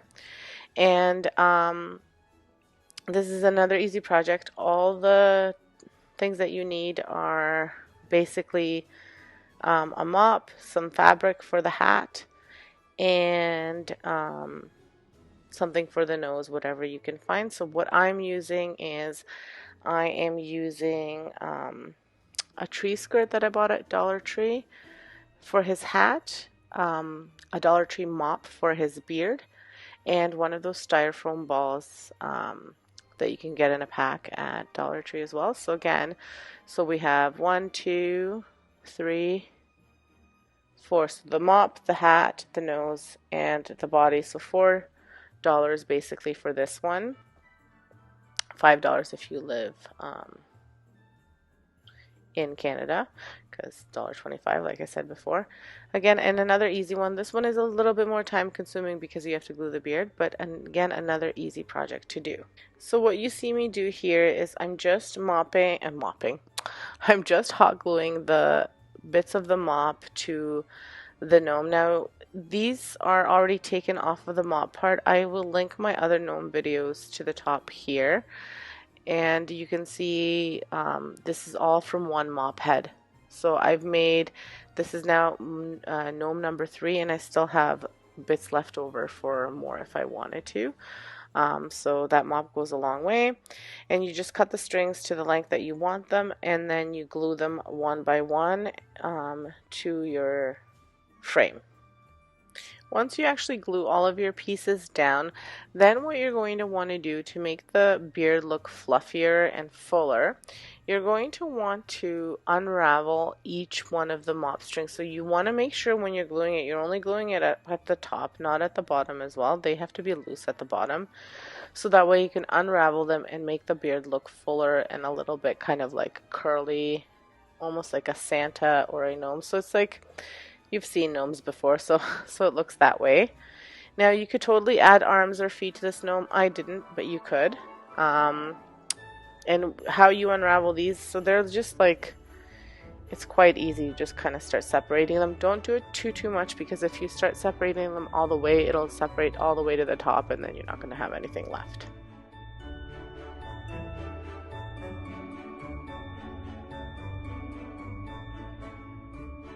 So then for the hat, I just wrapped the tree skirt around to see how much material I would need.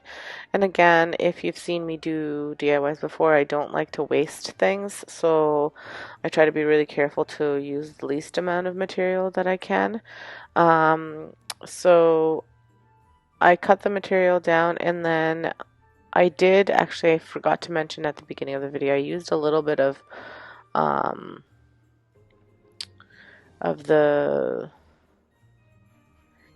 the fake snow that you can buy that kind of pulls apart, a little bit like a cotton ball for the top of his hat.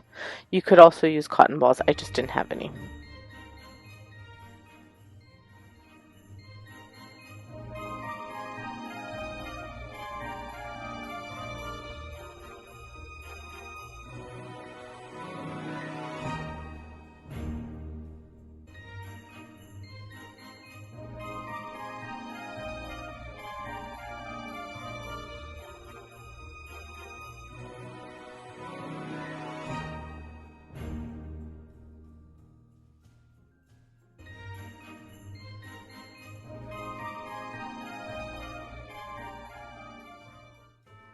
And here's the finished piece. I think it turned out really cute. Like I said, you could add arms and legs. I chose not to for this guy.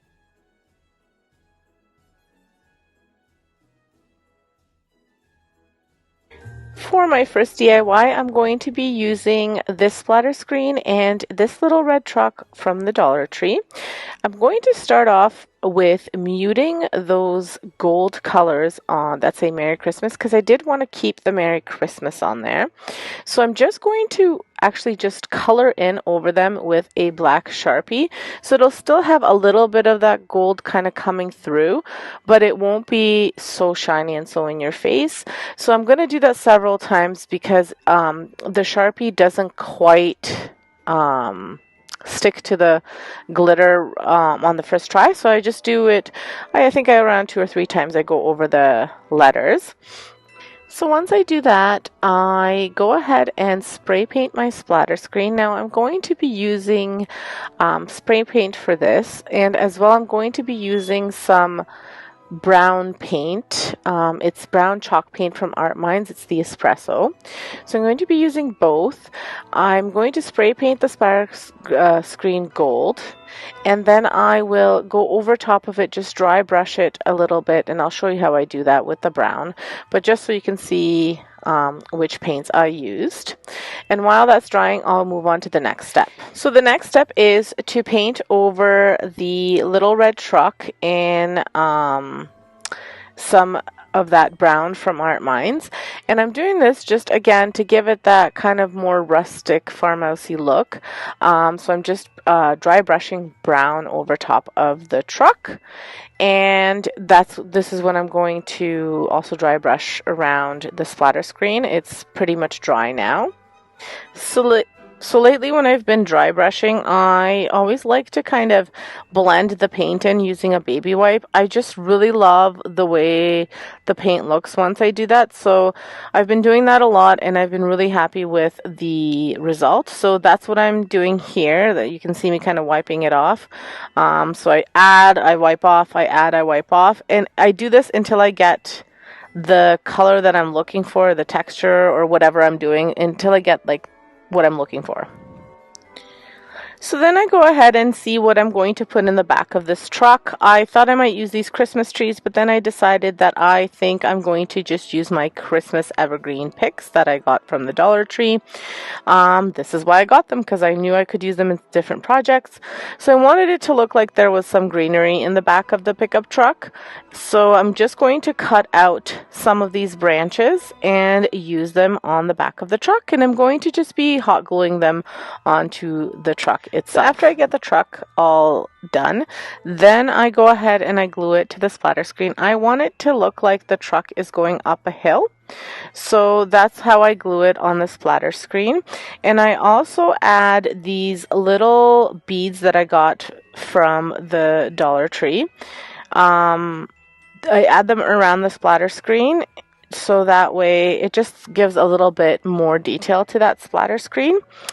And I wind up painting them in that espresso as well, but again, just kind of dry brushing over top of them, and that is it.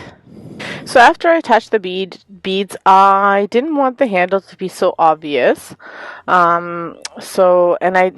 I was too nervous to cut it off, and I also like the fact that it had a little hole to hang it, so I thought it would be great if I wanted to hang it on a wreath hanger. So what I did was I created a little bow. Now I am not someone who's good at making bows just yet. I will get there.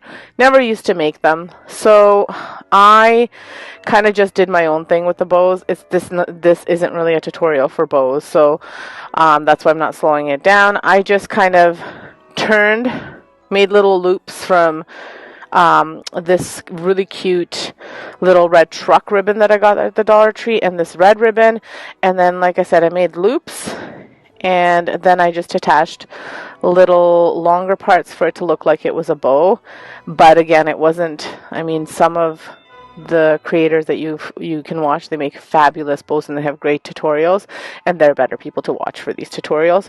Mine is just simple. So if you want to know like a simple way that you can put together a bow without actually creating a fabulous bow, this is the way you do it. Just create a bunch of loops and then attach some longer pieces so it looks like the ribbon part of the bow is hanging off, and then you'll have a bow.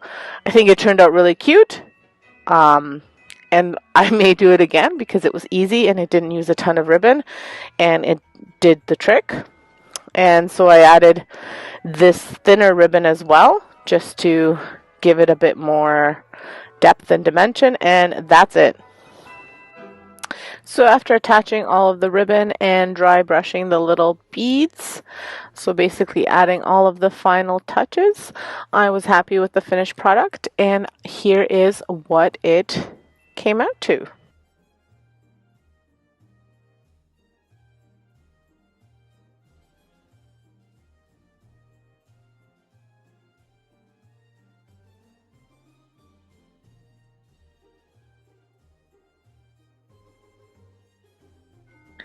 So my next DIY is a lot of fun as well.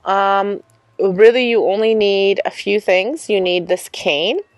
Then you need this plaid tree skirt, all from the Dollar Tree. The cane is one of those wreath metal frames. And you're going to need some ribbon for your bow and some hot glue. Again, another really easy, and some scissors obviously, but again, another really easy DIY and very inexpensive. So before I start cutting, I want to start my cane, and I want it to start with the little white fur at the bottom, or at the top of the cane, actually at the top and bottom of the cane, and then I hot glue it there in place, and then I see where I can cut. So I'm using the least amount of material possible. I will make this small tree skirt last me the entire, it'll cover the entire cane, and that was my goal. I don't like to waste anything, so this was a great way of putting it together. And I just make sure that I'm gluing it right at the edge, like kind of overlapping over a little bit, so that it doesn't show if you're hanging it up so it looks like it's wrapped all the way around, but in fact I'm not wrapping the back. Then I follow that same pattern all around the cane, where I cut what I need, then I glue what I need, and then I cut it again. So I'm not cutting before I glue a piece down because I was afraid that I would cut and not have enough. So that's why I didn't cut like right away, and it worked out really, really well. So here I'm just showing you how I'm wrapping it around just a little bit, so it doesn't show, like I said, when you're hanging it up, so it looks like it's wrapped all the way around. I will play some music for you guys so you can enjoy, so that you guys can watch what I'm doing without listening to me talk.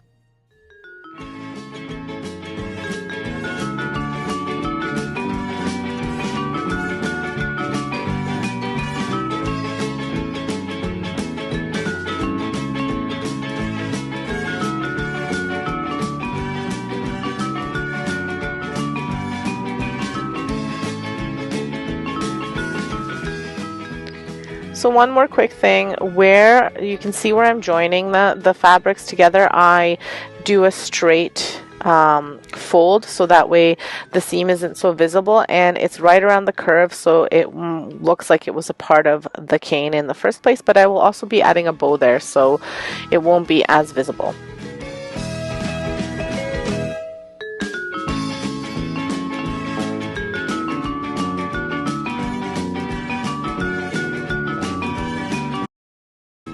So I'm a little bit more generous with my fabric at the finish here because I want to make sure that I'm covering everything, and I want to make sure that the little bottom part is attached to my fabric so that way the fur is also at the bottom of the cane.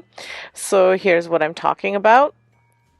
I'll just overlap everything here, and it'll be actually just a little bit past the bottom of the cane, the little fur, but that is okay because I need it to be at the bottom. I wanted to have a nice little finish there. And then I wind up adding bows. Again, like I said in the other part, this will not be a bow tutorial, but I attempted to make a proper bow with this one, and I think I did a pretty good job. So here's the bow that I made. Like I said, I didn't record myself making it because it took me a really long time to make it, and I don't think anyone would have wanted to see me fumble through that. So once I get better at these bows, I will do a tutorial, but I didn't think I had any business doing one since I'm still learning. So I'm deciding whether I'm going to add which of these little red trucks I'm going to add to my bow to complete my cane wreath. And I've decided I'm going to add the bigger red truck that says Merry Christmas. And I'm just going to hot glue my bow to the cane, and then I will hot glue the little red truck, and that'll bring this DIY to an end. So here's the completed cane wreath, and again, I'm super happy with the way it turned out. I think it's very, very cute. It'll again be a beautiful addition to my decor. I will be using another 3 grease splatter screens, as well as some floral wire, some white spray paint. And then you just need some sort of block. It could be a wood block, it could be anything, just for your base. This, I had a scrap piece of wood, but I mean, if you didn't have a scrap piece of wood, you could use you could even use a book and hot glue it to a book, like a heavier book, because you can get books at the Dollar Tree for $1.25, and they're hardcover books. It's really anything that you can attach these splatter screens to. I just happen to have scrap pieces of wood at home, so that's what I used. What I do then is I bend these splatter screens down so that I can attach them to my piece of wood, and I do it with the 2 ones that I'm using for the base. The third one I'm using for the top, so you don't need to bend that one. And then as I'm doing this, I realized this little piece of wood is too small, so I wound up using a bigger piece of wood. So just keep that in mind. You want to make sure that your piece of wood is big enough, long enough, and wide enough, or whatever you're using, so that way you can either hot glue it. I wound up screwing these in because screws work better than hot glue in terms of keeping it sticking longer. So I wound up getting my husband to help me screw them down so that way I could make sure that they stay there for good.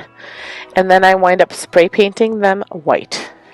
Before I spray paint, I want to make sure I attach all the splatter screens together and then screw them in as well. So I'm just attaching them. This is where your floral wire comes in. I'm just attaching them with the floral wire.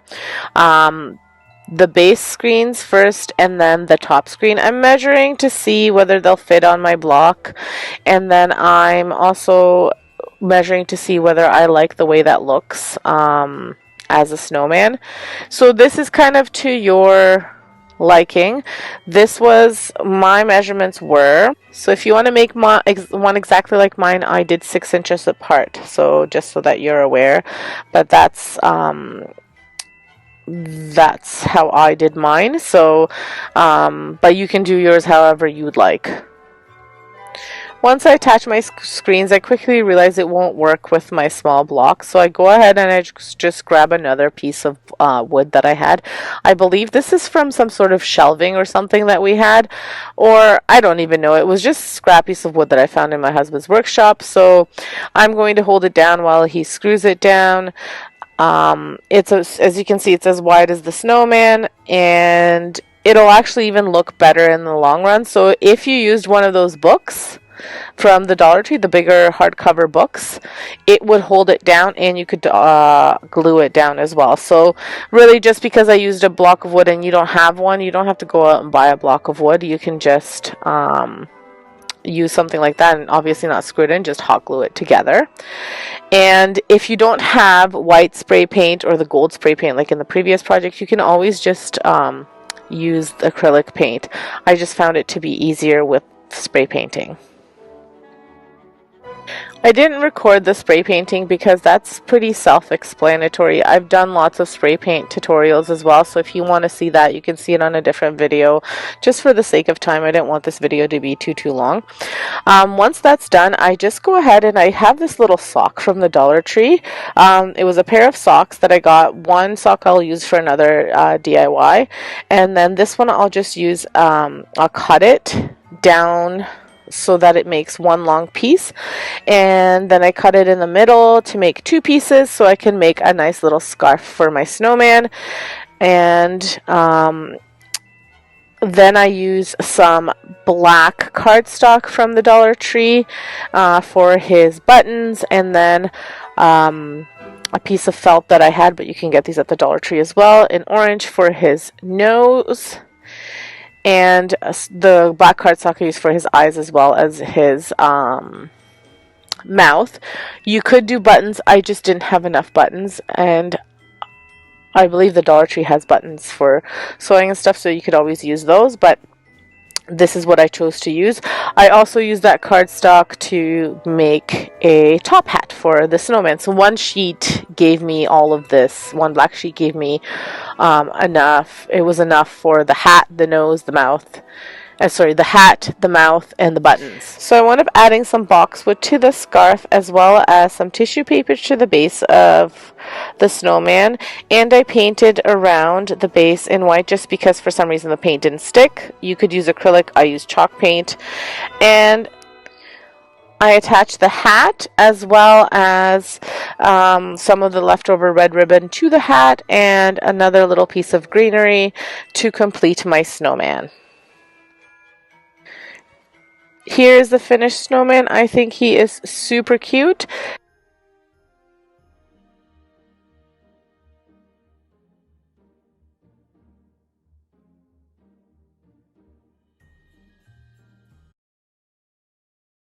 I will be using some wood to create a stovetop tray cover or a noodle board.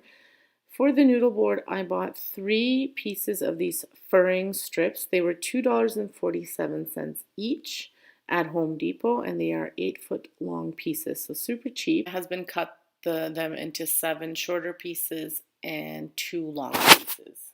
7 pieces were 31.5 inch, and then 2 pieces were 24 inches, and then from a different board, which you'll see later on, another 2 pieces at 24 inches. So these boards can be rough in spots, so I just took my sander, my hand sander, and I just sanded out the rough spots on both sides. I also sanded off the numbers that were at the front of the boards because I was choosing to use that side as it was a little bit smoother than the other side. When you're picking them up at Home Depot, you want to make sure that you're picking nice ones because I think they're used for building. So like for construction, so it doesn't really matter if they're smooth or not. They're not made for like home decor and DIY.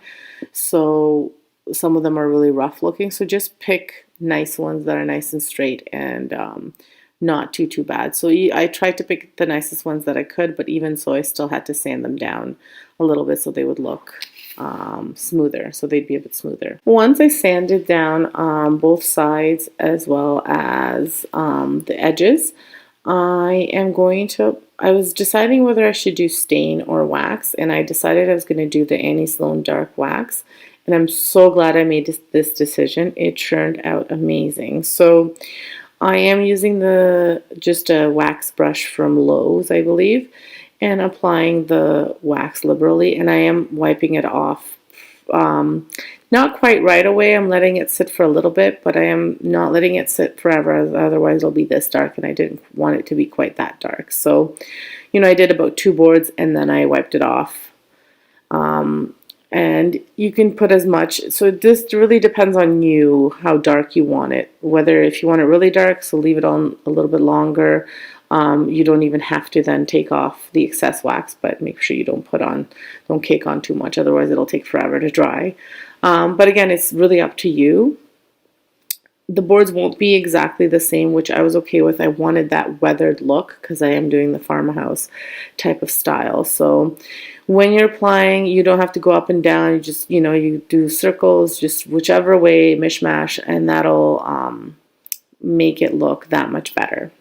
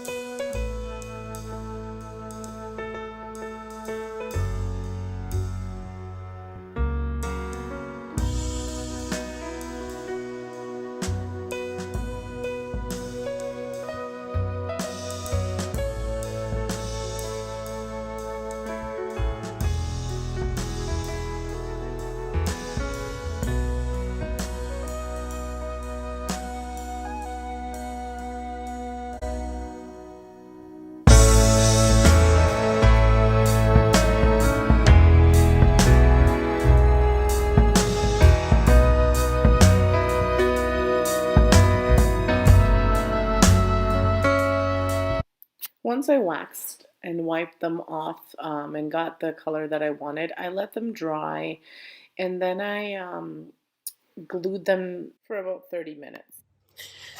So this is just framing lumber.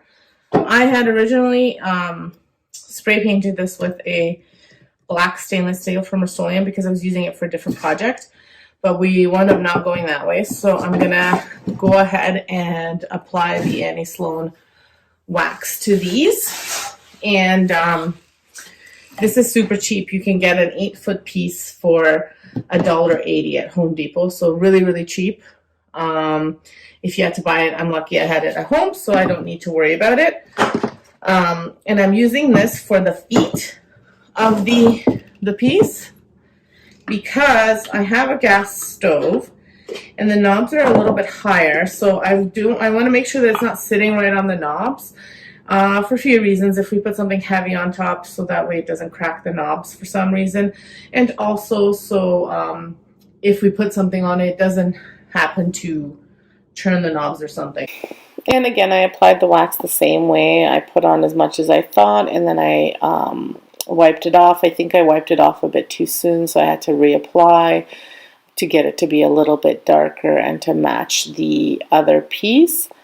But even if they, like I said, even if they didn't match perfectly, I wanted them to have a little bit of a distinction between one another because I wanted that farmhouse, barn board, rustic, weathered kind of look, so I wasn't too concerned. I left that to dry and moved on to my handles. So I just have these handles that I'm going to spray paint in black. I just have a Rust-Oleum black matte paint left over from something my husband was doing. So that's the paint that I'm using. I didn't have any more of the Rust-Oleum hammered black stainless steel, so I'm just going to use this one because I really like the finish on it. So I got these handles. I actually have 4 of them. I got them from the thrift store, and they were $1 for 4, which is super cheap. So they wound up being $1/4 each. So great deal. But I guess if you had to buy them, you can buy some handles for about $1 each. Not the end of the world.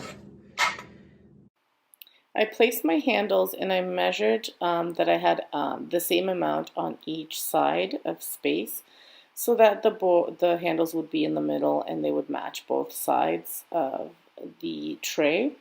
Now I put a little mark with my pencil as well as an indent with the screw just to make sure that I got the right spot. Um, you just want to be careful so that you don't have to fill in holes or anything like that. Once that was done, I moved on to gluing. Now I glued these boards using this glue right here. Unfortunately, I didn't press record, so I just put glue on each board and I put them together. Then I used these little clamps to clamp down each board, like the two boards together. Unfortunately, it was a pack of mixed sizes, so some of the little ones didn't do the best job, but what I did was once they dried for about 20 minutes, I flipped. I took the big ones and I put them where the small ones were, and vice versa to get a better hold. Now I am going to be drilling this, so I'm not too worried because the boards weren't perfectly straight. Some spots the glue wasn't holding anyway, but I figured it would be a little bit to make this part easier. So in this part, my husband is actually helping me out, and he's pre-drilling holes into each of the boards so that he can put the feet in, the little board that's going to be the feet. So I wound up actually doing the other side of the board as well. I wound up sanding it and putting some of the wax on just because I didn't want the black to show. So then he pre-drilled the holes and he screwed in onto each board. And then he added the handle part on top and screwed that in as well. Now he did that from the bottom so that you wouldn't see the screws from the top because I didn't want the screws showing. He was a great sport for helping me out. I was just afraid of maybe breaking the board or something like that if I was drilling it. So as you can see, I left the screws up a bit from the handles because I was going to be screwing everything in together. I just wanted to have that placeholder so that when he did go screw in, it would be in the spot that I wanted it to be. So just to remind you of what my inspiration looked like, it was $240 from Wayfair, a different stain, but here is my piece.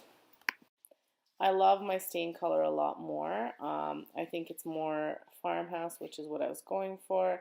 It covers my stovetop perfectly. I think the wax color turned out to be like a stain that I don't know that I would have been able to replicate. I really, really love the way it turned out. Those waxes from Annie Sloan, the dark wax and the black wax do wonders on bare wood. So do try it out if you haven't tried it out because you'll be super impressed with the results. So if you liked this video, make sure you hit that like button. If you haven't subscribed, please consider subscribing. Hi guys, so here is what I'm working on today. I'm super excited. This was what I found at the thrift store to be one of the ugliest items they had. It's very rusty, the inside is stinky. It totally needs to be redone, and I'm super excited to make it into something beautiful. So as you can see, like the top is in really rough shape. Um, it's rusty, the metal parts are rusty, and like the bottom looks like it has paint on it. So I'm really excited to be working on this today for today's video. So I cleaned off the chest just with some soap and water on the outside, and I'm going to start off by painting it. I am using the Rust-Oleum Country Gray to paint the chest, and I will have to do 2 coats of this paint because um, just the blue still would come through. So I taped off some of the wood parts. I was going to tape off the metal parts as well, but then I decided not to. Then I decided I was going to go a different way. So as with any of the paint, when you're painting any pieces with chalk paint, you want to make sure you're going in all sorts of directions, and you're doing lighter coats so you're not caking on the paint. You don't have to sand anything down, and you don't have to do really any prep work other than just cleaning it up. So it's super easy to work with chalk paint, and the results are just amazing.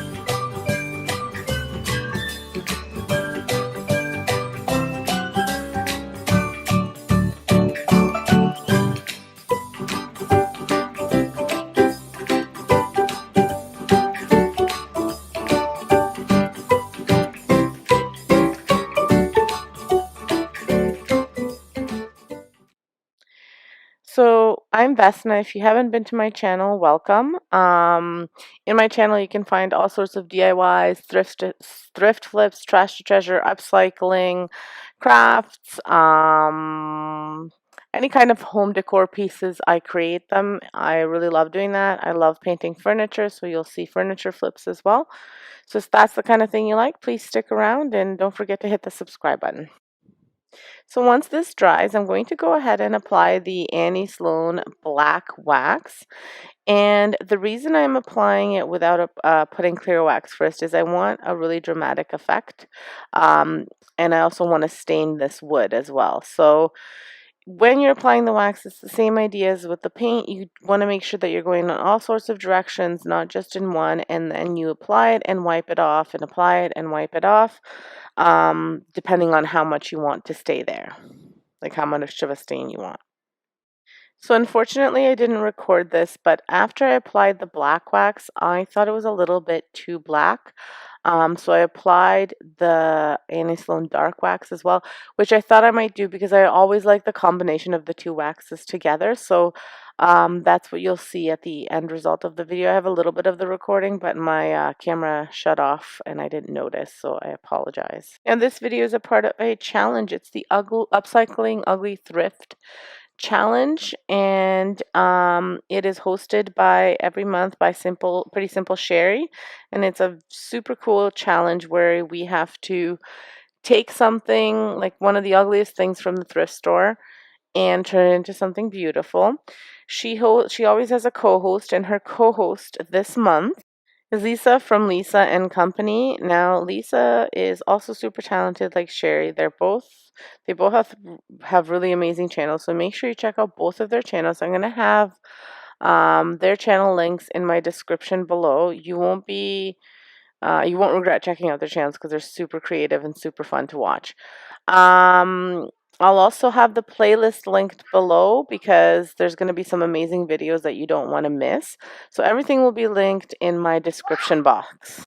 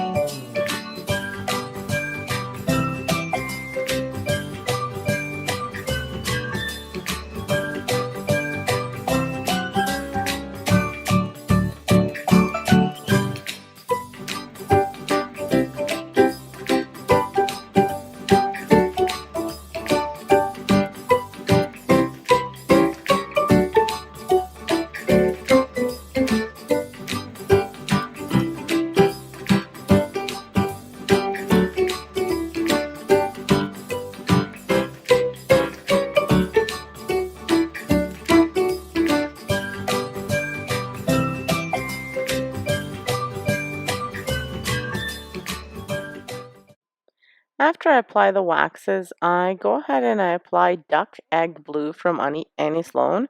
And I'm just doing it on the metal parts. As you can see here, I've already done a little bit at the top. And then I go ahead and I put this gilding copper, so liquid gilding copper from Martha Stewart. It's from Michaels. And I put it over top. So what I'm trying to achieve is kind of like the aged copper, kind of copper that's tarnishing a little bit. That's what I'm trying to achieve. I really love that look. So if you've watched any of my metal painting videos or anything like that, I like to always have that in there. I'll link like my spoons up top so you can see what I'm talking, my spoon and fork up top, the video, so you can see what I'm talking about if you wanted to check it out. With the liquid copper, you just want to be careful that you dab, like you dip it in a little bit and then you dab off on like a piece of paper or something, so that you don't have too much on Otherwise, it'll be pretty dark, unless that's a look what you're going for. But what I did was I dabbed off a little bit so that I could just have a light coating going over top of the copper. So to achieve the look I wanted, I just kept on applying and reapplying the gilding copper and the duck egg blue. So I got rained out and I had to bring the truck inside, but then I brought it outside just to make sure that I got all of the colors that I wanted. I just wanted it in natural light because the basement tends to get a little bit dark. So here's the finished piece. I'm so happy with the way it turned out. I love the stain of the wood. I love how the copper came out. I love everything about this. It'll be used as a coffee table in my family room downstairs in the basement, and it'll look wonderful. And inside, I'll store blankets, and I'm so happy with them. I'm incredibly excited that I found it, and it was so cheap that I couldn't not get it, even though it was so ugly. So I think I nailed it. I think I made it beautiful again. Let me know what you guys think. Transforming this ugly, ugly trash table. So my neighbor was throwing this table out, and we just happened to be taking garbage out at the same time. And when I saw it, I asked him, "Hey, are you putting that in the garbage? Do you think I could take it?" And he's like, "Sure, go ahead." He was trying to redo it, but I guess he couldn't. So I took it, and I knew that I could give it some new life. Now he did wind up taking off the little handles and all that stuff, so I just still have to I had to go back to his house and get it because he didn't want to give it to me until he knew that I could refinish it, just in case I was going to throw it out. He didn't want those going in the garbage. So here it is. I originally thought I might stain it. However, it is leathered at the top, so it's kind of hard to stain it. And I couldn't really take all of the stuff off of it by sanding it, so I've decided to prime it first and then paint it with chalk paint and do my kind of style where I like to make it look like it's kind of wood, kind of dark brown and aged, but not. So I start off with primer, and it was just a paint primer I had on hand, nothing spectacular. I thought about using the bin primer, the shellac primer, because that works really well as well. However, it is really, really cold out, so I can't do this outside, and I can't really have windows open because it's like extreme cold warnings, cold outside. So I'm just doing it with this way because this has kind of very low VOC, so even if I crack it just a little bit, my window, it's okay. But with the shellac, it's really, really stinky, so you really want to do it in a well ventilated area, like almost outside or in your garage. So I'm starting off with just scruffing it up a little bit more, just so that everything sticks a little bit better. So I just do one layer of the primer and I let it dry kind of for a few hours. It is shinier than my chalk paint is, but that's okay. And then I'm going to be using my Annie Sloan chalk paint in cocoa. If you watch my previous video, I did the same thing with that video as well. Again, I'm just doing one coat of this, like really lightly, and then I'll do another coat just to cover it because the underneath is white. If I had left it brown, I wouldn't have had to do another coat, but because I had painted it white, I didn't want the white showing through. And I am using the Annie Sloan chalk paint brush. And when you are applying any of the chalk paint, it is okay to just do all sorts of random strokes as everything will be covered once you apply the wax, and it'll look really uniform and really nice. So after I applied the second coat, I let it dry again, and what the great thing about chalk paint is it dries pretty fast. So I did give this a few hours just so that I wouldn't take off the glaze, take off the paint with the glaze, because sometimes that does happen. You just have to be gentle. You're supposed to apply the clear wax and then apply the glaze or the dark wax, but I wanted the dark wax to really soak into the paint, so I was doing it before. So I'm doing the glaze before. So just when you're rubbing it on, I'm using the Rust-Oleum decorative glaze in Java because I did run out of the antique wax from Annie Sloan, and I really like the way this works too. So when I'm applying this, I'm just using a rag and I am just putting it generously all over the table, and then I'm spreading it, and then you'll see me go with a paper towel, or you could probably a cloth is better, but this is what I had on hand, so I just kind of grabbed it. And I'm going to just wipe it all off. Not all of it off, but kind of wipe off the excess. So as you can see, there's a few spots where I did wind up taking it off. So I went back and put the paint back on, and then I let it dry and I put the glaze back on. You just might have to touch it up if you do it a little bit too roughly. So once it all dried and I applied a little bit of the glaze, I'm going to add this black Annie Sloan black wax. I'm sorry I didn't show the can, but it is the Annie Sloan black wax. And I am using just a wax brush to apply this. And again, I am putting it generously all over the table, everywhere. And then I'm going to use a cloth, like a cotton cloth, to wipe off the excess. Again, you want to be careful because even with the brush, if you push too hard, you'll take some of the paint off. This is until you protect it. Once you protect it, then it's all good. But until then, it's a little bit finicky.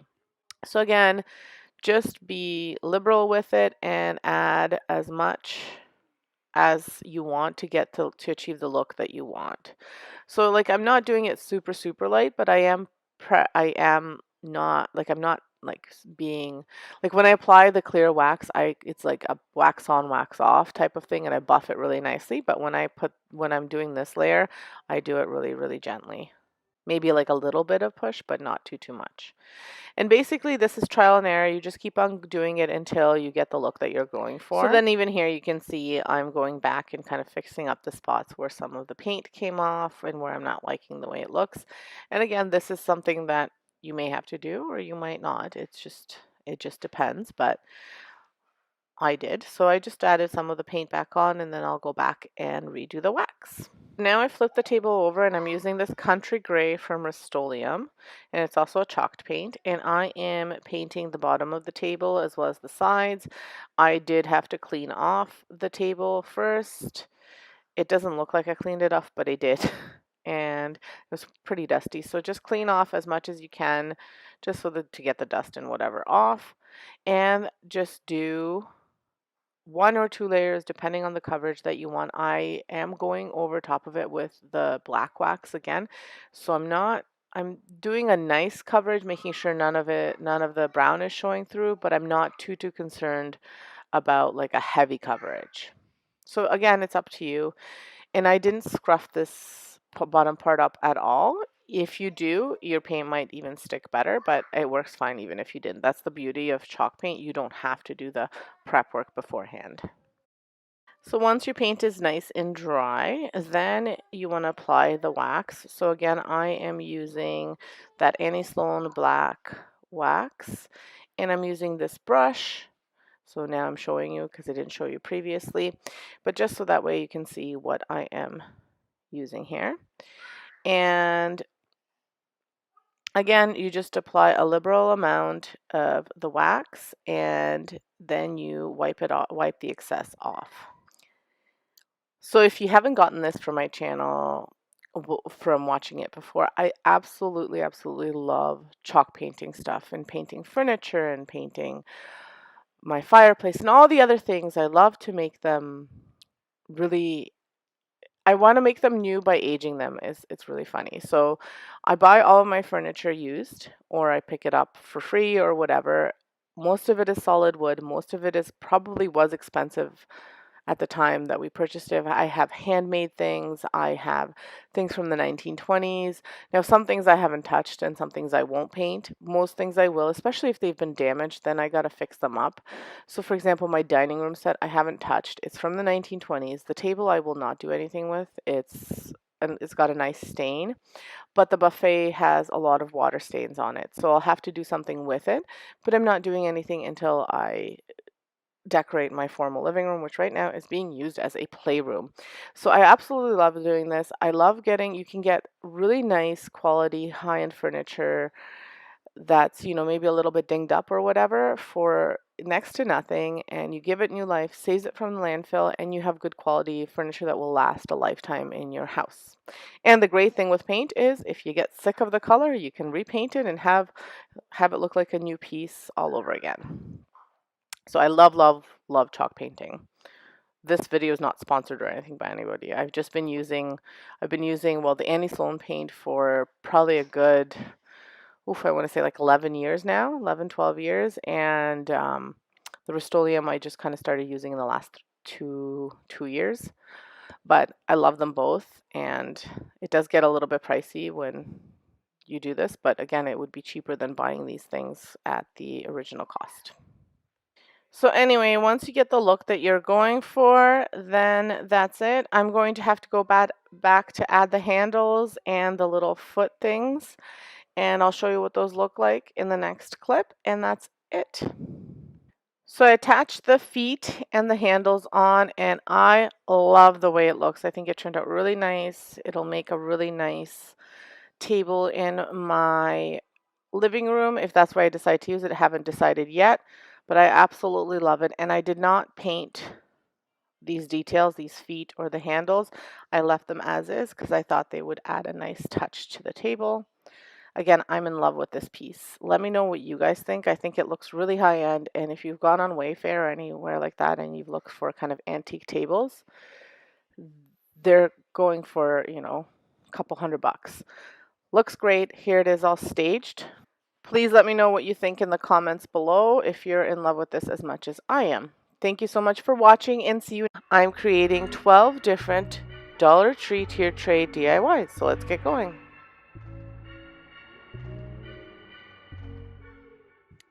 So for this DIY, I'm making a little haunted house using this mini haunted house cutout, some moss, some charcoal, Rust-Oleum chalked paint in charcoal, and then some deco art chalky finish paint in white, and then some of these wood cutouts from the Dollar Tree as well that are kind of like stickers, but I wound up hot gluing them and painting them, and then obviously some hot glue as well.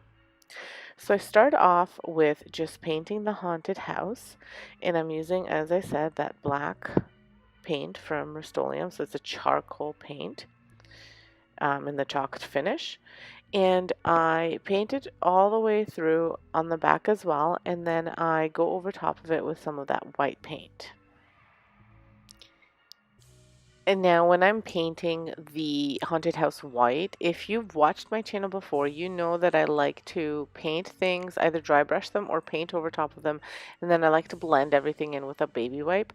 So for this haunted house, for the white part, I'm going to paint the whole haunted house in white, and then I do a little bit of blending with a baby wipe, and to me, it just gives that like a great effect. And that's all there is to the painting of the house, and then I will move on to painting the wood little cutouts. I'm very excited to let you guys know that today's video is a part of the Pinterest DIY challenge, which is hosted by the lovely Sonia over at Domestic Diva DIY. And what we had to do was we had to create DIYs of any theme of our choice that were Pinterest inspired. So mine are all Pinterest inspired, and make sure you head on over to my Pinterest to see all of these inspirations. I have 3 different Halloween boards and a tier tray board, and my ideas were all kind of inspired from pins in those boards. So head on over there if you wanted to see the originals. And there's a playlist, so check that out. It'll all be linked in my description below. Once I paint that and I go over to let it dry, then I go ahead and I paint the bats and ghosts and pumpkins. The bats I'm painting black, the ghosts white, and the pumpkins I'm using orange. I did forget to say that I'm using some pumpkin orange acrylic paint. And I just let everything dry. You only need 1 coat of the dark and the white because the wood is so raw, and you're able to just paint over it really well with 1 coat, and then I go ahead to assemble everything.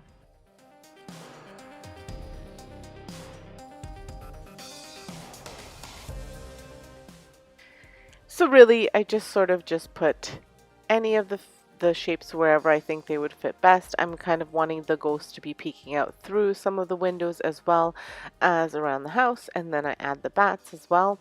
I thought I was going to add that skeleton head, but decided, I don't like that. So I just go ahead and I attach these, and I wind up using some hot glue to reinforce it because the little stickies aren't the best. And then I add the moss at the bottom, and that is all there is to this, and it just turned out amazing.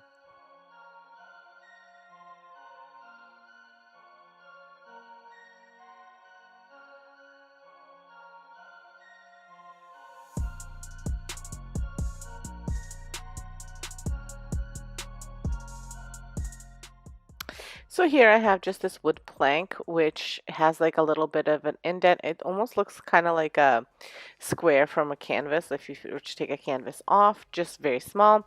And I'm going to use it for the next DIY, and I am making kind of like a shadow box. So I'm actually using the inside of it versus the outside. And I'm going to create like a Halloween scene, which I thought was really cute. Um, Pinterest is full of fantastic ideas. So I'm using this. I happened to find it at the Dollar Tree. I haven't seen them really ever, so this was the first time. But if you can't find something like this, you could easily make this with just a piece of a square block. Now it could be from one of those signs if you cut it off, or sometimes they do have little squares, wood squares that you can buy, and some tumble blocks, and you can make this super easy.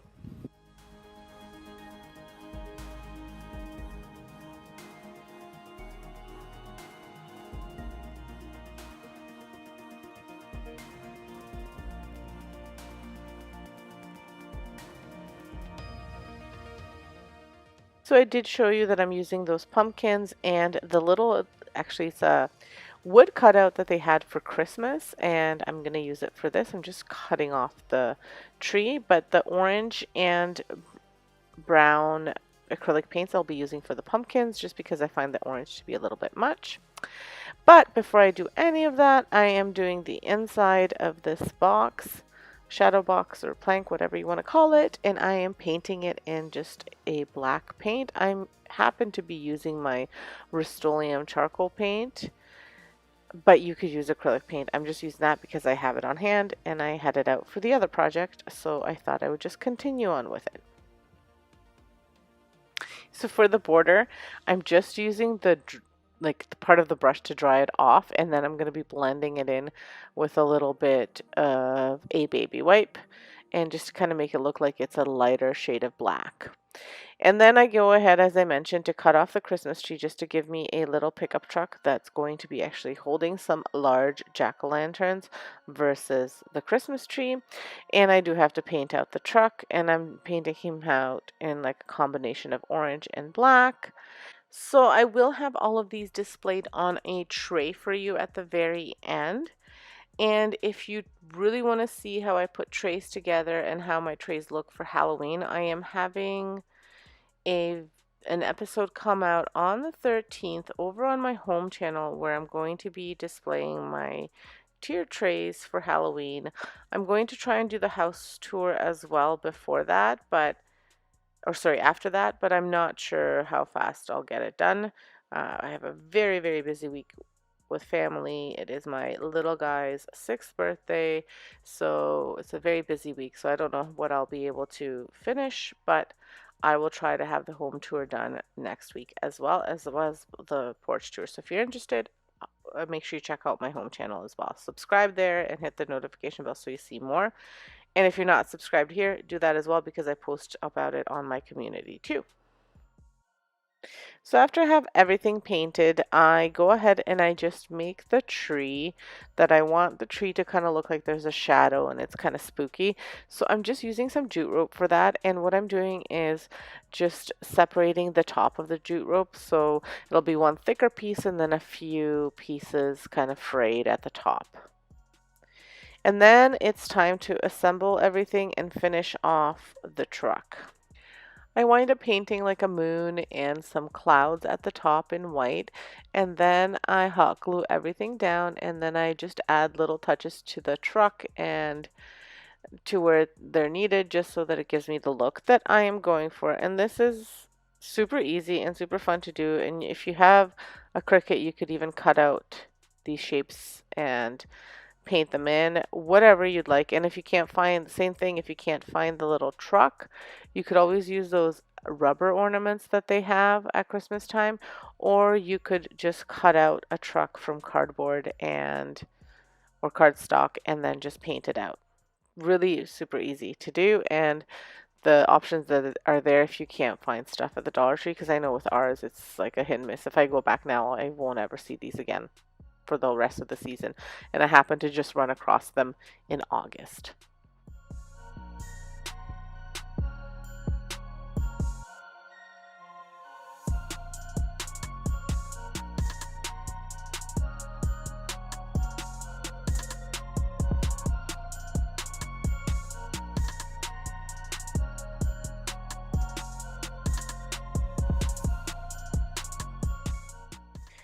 So here it is all finished, and I think it's so cute and kind of spooky.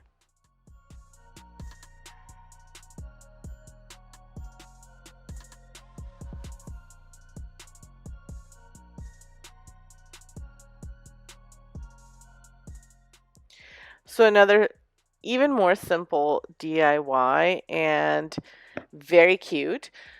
I'm using these pumpkins. These are the carvable pumpkins that you can use for so many fall and Halloween DIYs, including some Christmas DIYs, which I will be showing you this month.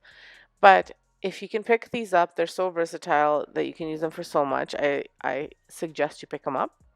So I'm using my Rust-Oleum chalked paint in linen white, and I'm painting my pumpkin out.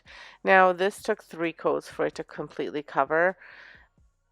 It just had the orange just kept on showing through, so you just do need several coats to cover it, and that's why I use the chalk paint versus acrylic paint, because I didn't want it to use up all of my white acrylic paint for this pumpkin.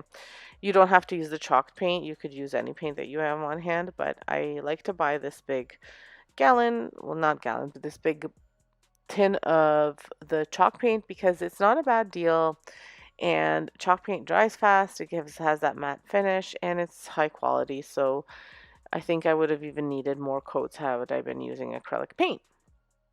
And so all I'm doing with this is I'm painting the pumpkin black, painting the pumpkin white, and I'm painting the stem black, and then I'm using my Cricut to cut out a crow. I got the image off of Cricut Design Space. I just put crow and it was a free image, and then I put the stencil on and I painted in, and that's all there is to it. If you can freehand draw a crow, I tried to do that. It didn't work out for me. So I wound up using my Cricut, but if you can do it, by all means do it. Or if you have like a cutout or anything, or if you can even find an image online and print it and then cut it out and then trace it around and paint it in there, whatever, depending on your abilities. So the only thing to keep in mind if you are using vinyl as your stencil for this is you want to make sure that when you put the crow stencil on, that you're either pushing it down when you're painting or dabbing it really lightly, but you still have to make sure that it's sticking to your pumpkin really well, because the pumpkin is textured and bumpy and it can leak, so you just have to be careful. And then also your vinyl will likely rip off some paint, so you got to go back and put more paint on, or if you cover it in Mod Podge, it probably won't rip the paint off. But just some tips. So here it is all finished. Again, super simple, but it'll look amazing in the tier tray.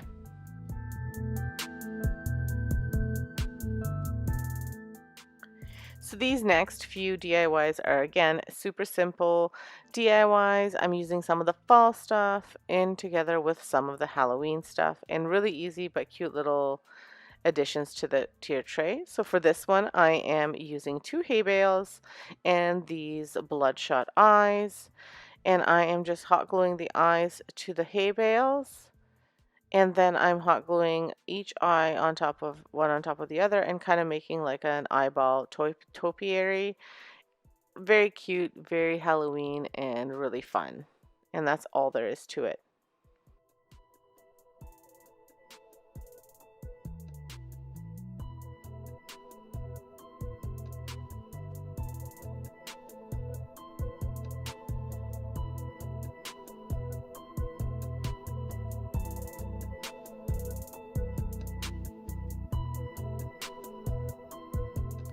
So that's it, and here it is. I love it. I think it's cute and very Halloween.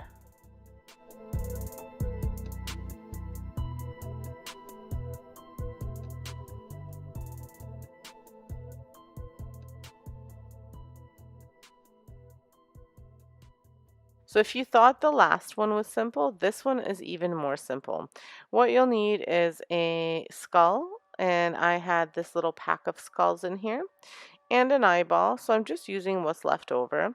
And you would just want to make a little hole in your eyeball and a little hole in your skull. You can either use some sort of knife for this. You could also use your glue gun and melt it down a little bit and then cut it out. Up to you. I wound up using just like a little knife to pick out a hole. And then I have these little faux votive candles, like battery operated ones. And I'm just putting these on top of those. And then I have some of the Halloween ribbon that I bought at the Dollar Tree, and I'm just wrapping it around the base of the votive candle so that they match, and that's all there is to it. So just look how cute these guys are. They're so cute, and they've got the spook factor because they have that light inside of them, and they'll just look amazing in a tier tray.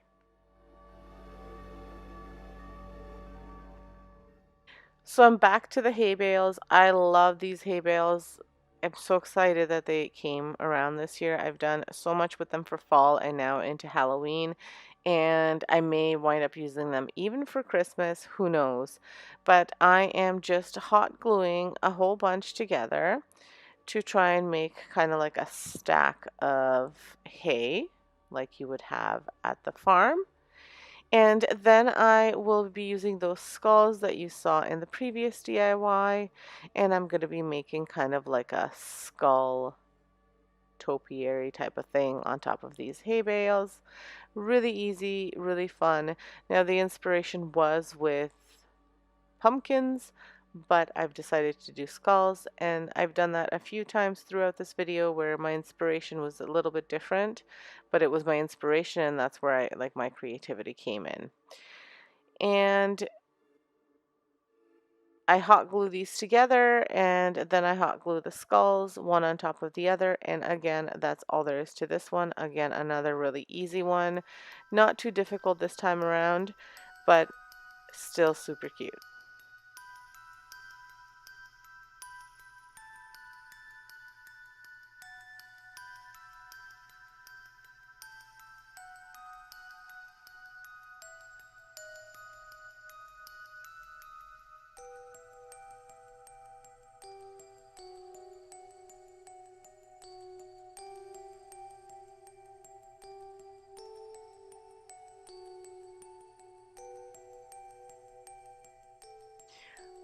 I did decide to add some of the bones. There was like a pack of bones at Dollar Tree that you could get, and I just added them to the hay bales just to add a little bit of detail.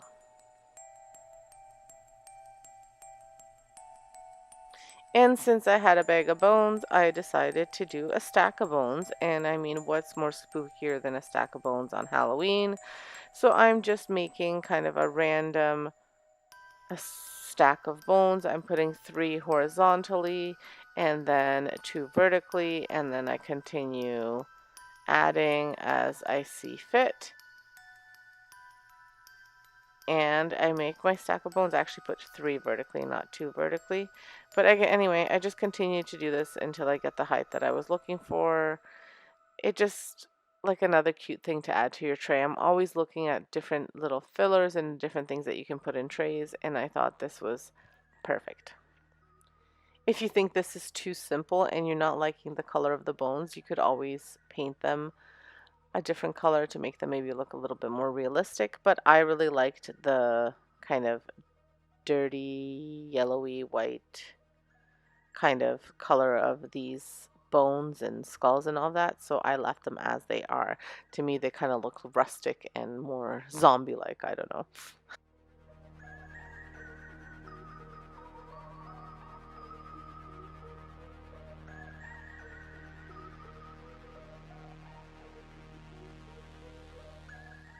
Then I wanted to continue on with the spook factor, so I found this image from Whiskey and Wit and I printed it off. It's from her blog. And I printed it off, and now I'm just cutting it to size so that it fits my frame. And the frame is a picture frame from the Dollar Tree. I thought about adding bones because I had some extra ones around the frame, but I didn't like the way that looked, so I'm just keeping the plain very simple. This is probably even easier than any of the other ones, but I'm taking the back out, putting the little picture in, and that's all there is to this DIY, but it's such a cute little addition to the tray and I love it.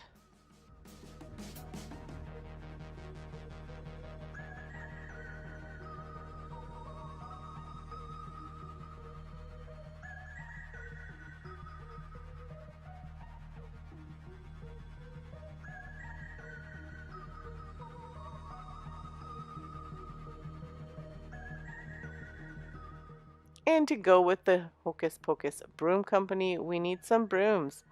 So I am making brooms using some of those leftover bones. And I'm just choosing a few different sizes, and then I am using some jute rope for the bottom part of the broom, and I'm hot gluing it, and then I'm also wrapping around some jute rope at the top so it looks like, you know, it's been handmade, the broom. And that's all there is to this one. After I create those brooms, I hot glue them together so they're a stack of 3 so they don't fall over. You don't have to hot glue them, but one is too little, I think, to have unless you have a mini tray. So I thought if I glue them together, it'll look a little bit more substantial.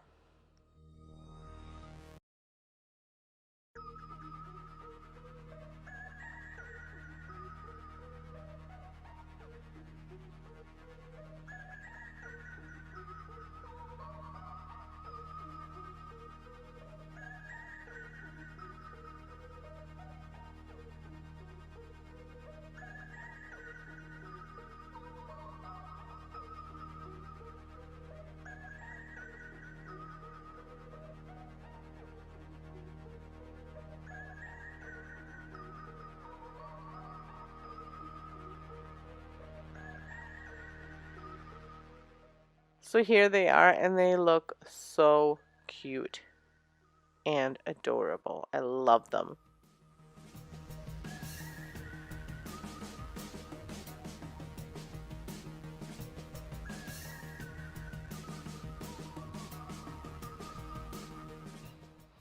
This is another simple one. I saw this from the Chauvin's Nest. Sandra had made, but I forget what she made. It was, I think, something for Easter maybe. And she used these wood ornaments as well, and she glued a whole bunch of them together to make kind of like a chunky wood decor piece. So that's what I'm doing. I'm using all but one of these hats that come in a pack of 8, and I am hot gluing them all together, and then I'm going to be painting them in a purple color. Now my purple color is really light, so I just add a little bit of black to it to make it a bit of a darker purple, and then I add some ribbons to cover the hole, and I have a nice chunky little wood decor piece for $1 versus, you know, the 5-6 bucks that it would be somewhere else. And you can see these little chunky wood decor pieces in a lot of the trays that you find on Pinterest. So this is one way that you can make that yourself for probably less than buying it somewhere.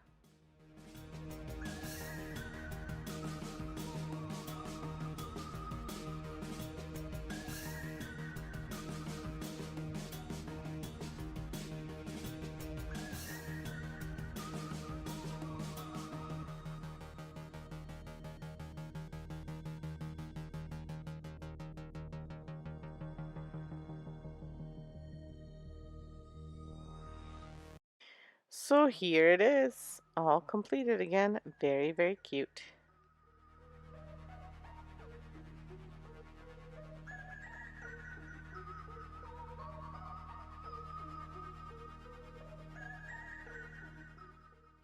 For this DIY, I'm using these square beads from the Dollar Tree that I'm going to be spray painting in black using the Tremclad spray paint. And I am also using one of the witch's hats that I saved from the package and some jute, not jute twines. Yeah, just some twine. And I've painted the witch's hat in purple and I've attached it to one end of the beads and then I attached a tassel to the other. I didn't record myself doing the tassel because I had hit record and it didn't record. That's why. A very simple reason. I thought I hit record, but I didn't. I use my phone, so sometimes I'll push the button and then I think it's done it and I don't look. I mean, it's completely my fault for not paying attention, I guess. But anyway, I just wrapped it around a few times around my hand and then I cut the bottom part. You guys have seen tassels made before. If you would like a tassel tutorial, I can do one for my next DIY. But anyway, I attached that to one end and then the witch's hat to the other, and it's just a cute little addition to the tray.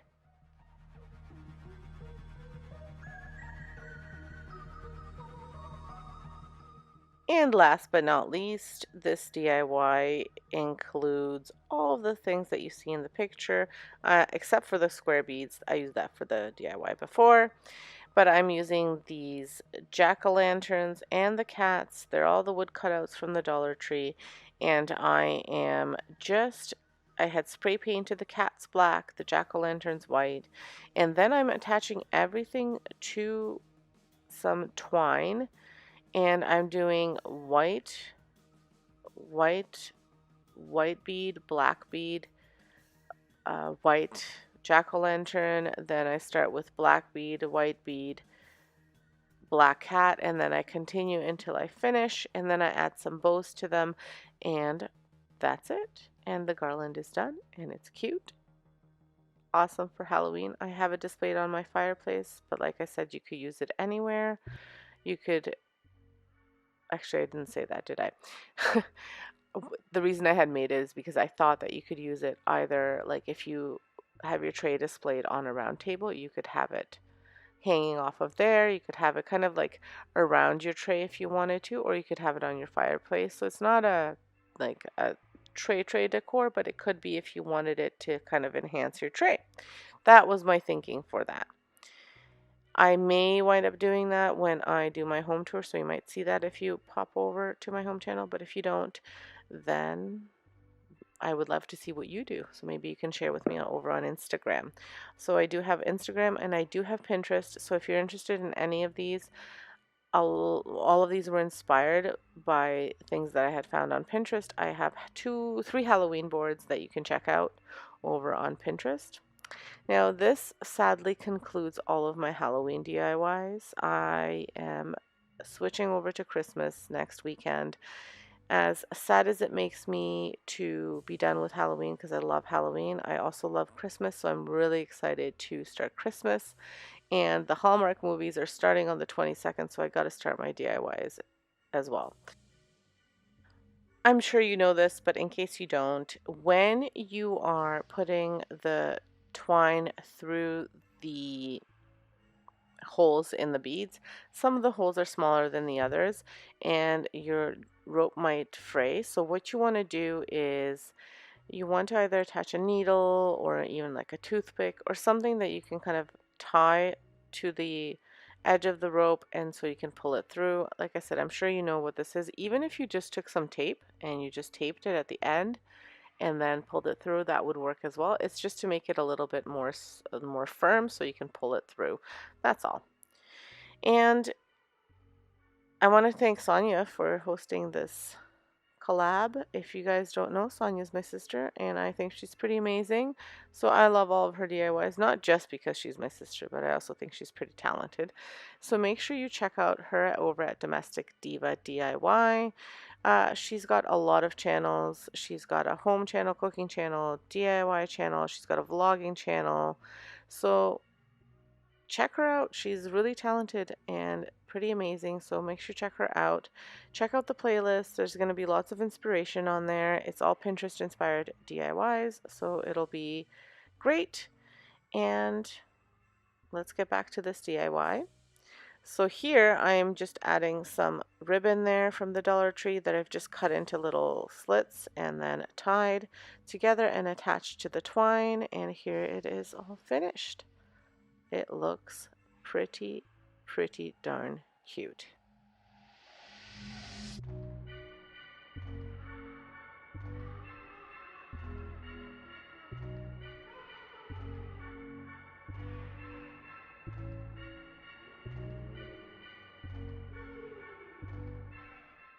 So as promised, I will have a display of all of these on a tray, and here it is all lit up in the dark, looking pretty spooky. I'm not sure that it'll stay this way. I just wanted to show you how you could display it, give you some ideas, but I am really loving all of these DIYs. And I've added a little bit of extra fillers in there, like that pumpkin that I DIY'd and the hands from the Dollar Tree and this little skeleton. Let me know what you guys think. Make sure you drop by next week for the start of my Christmas DIYs. And make sure you subscribe if you haven't subscribed. Hit that like button. Hit the notification bell. Leave me a comment. You guys have been so quiet lately. So make sure you leave me a comment. Let me know what you thought. What was your favorite? What did you like? What did you not like? Are you ready to start Christmas decorating yet? Is it too soon? What do you think? Let me know in the comments below. I love hearing from you guys and chatting with you guys. So I got my inspiration from Michael's, and it's the Little Shop of Horrors, but Michael's had this. So I was not interested in paying $89 for this, and I thought that this would be a really cute Halloween decoration, and my kiddo would really like it. The younger one will like it too because the older one likes it, but my older son is really into Halloween, so he'll love this. So what I did was I went to the Dollar Tree and I got these two footballs. Actually, I got one football because one I had at home. They're $1.25 each, and I just went ahead and I cut them almost to the, like, about 3/4 of the way so that we could open the mouth. Then what I did was I put a little piece of like a Jenga block. Now you could do anything. You could do like a popsicle stick or anything like that. I just put it at the back of like the throat of the plant, and it's just to keep the mouth open. And then what I did was I painted the flowers and the inside. So I started off with the inside. The inside I painted using my acrylic black paint, and then the outside I painted using an acrylic green. Again, everything from the Dollar Tree, but I had all of these on hand. So just use a kitchen knife to cut these, and I'm going to play some music in the background and stop talking. So enjoy the spooky music and watch how I've done this.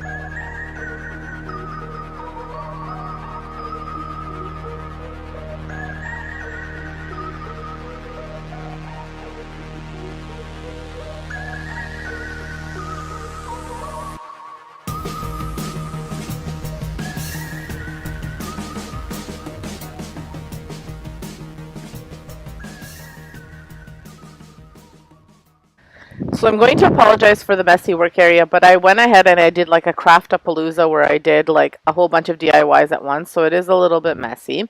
So once these dried, I went ahead and I applied a little bit of red around the mouth just to give it an illusion that it's a mouth. And I just used the holiday red from Dollar Tree, which I had from, like, I purchased it a while ago. And then I will go ahead and glue some teeth. For the teeth, what I'm using is just some foam because I had it. You could use a little bit of cardboard if you have white cardboard. You could use paper. You could really use anything you wanted. This is a super cheap project, and you could technically use a lot of like stuff that you would normally throw out. So I'm really excited about this.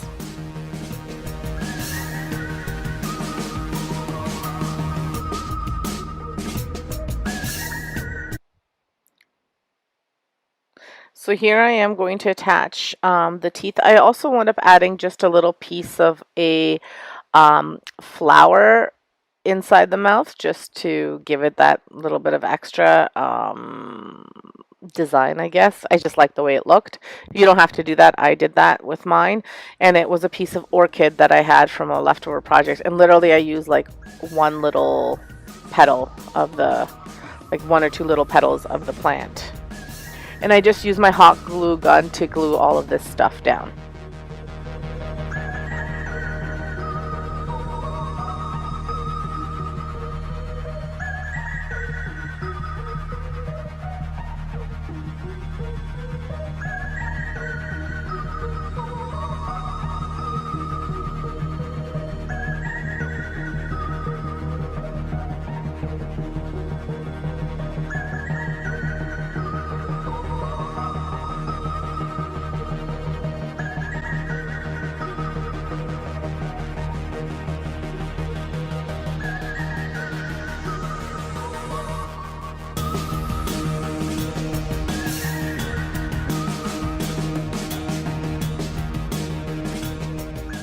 For the stem of the plant, again, you could use anything you want, but what I did was I just used 2 twigs from my backyard, so they were free, and I attached them to the bottom of the flower.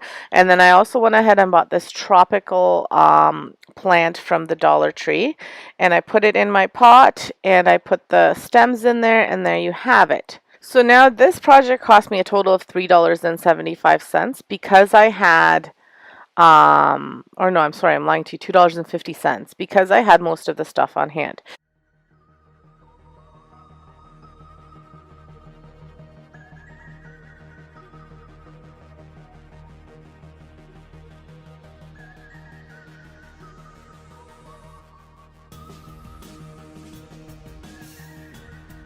I'm redoing this witch's sign. I made this sign last year and I really like what it says and how it's supposed to look, but I don't like the size of the letters and like the proportions of everything, so I'm going to be redoing it. Basically the same way. I was thinking about maybe making it orange, but I love this charcoal black from Rust-Oleum and the white, so I'm just going to be keeping it like that. So my name is Vesna. If you have not come to my channel before, welcome. In my channel, you can expect to see trash to treasures, DIYs, thrift flips, furniture painting, any of those kinds of things that have to do with home decor. I do them. So if that's something you're interested in, please make sure you stick around, subscribe to my channel, hit that notification bell, and so that way you can see more of my videos. So I'm going to start off by painting the sign the charcoal black. So what we have to do is just cover the lettering and everything with the charcoal black. I'm not doing like a full-on 2-coat coverage or anything like that because it's going to cover it anyway. I'll just do 2 coats just to cover the white, and that's it. So as I said, I did another coat of this. It wasn't necessary to do more than that, just to make sure that the white wasn't coming through, and it blended well together. That's why I love chalk paint. Really, it's so versatile. And again, I was using the Rust-Oleum chalked charcoal paint. After that dried, or while that was drying, I went ahead and I cut out the letters with my Cricut as well as the design so that I could stick it on the sign. Even though I measure all of my letters and my designs, still when I go ahead and I attach them to the sign, I obviously am using the transfer paper. I use the stencil vinyl that I got on Amazon. But first I line up everything to make sure that it's fitting, and then I go ahead and stick on one by one, just in case I have to move something or whatnot. Because otherwise you'll have to paint over it. I've done a sign before where I forgot a letter, so then I had to start again. So just to save myself a little bit of trouble, I do it this way. So I made the hat about 9 inches long, and then it's October. I made them 8 inches wide and 3.5 inches tall. And then each of the letters I made them 8 inches wide and 5.5 inches long. And then the feet I originally made, and same with the hat. So I originally made them around 12 inches. Or sorry, 11 inches, because the cricket mat is 12 inches and I always make them an inch less. And then I cut them down a little bit more because I wouldn't be able to use the bigger letters. So I would say that the feet are about 8 inches, and same with the hat.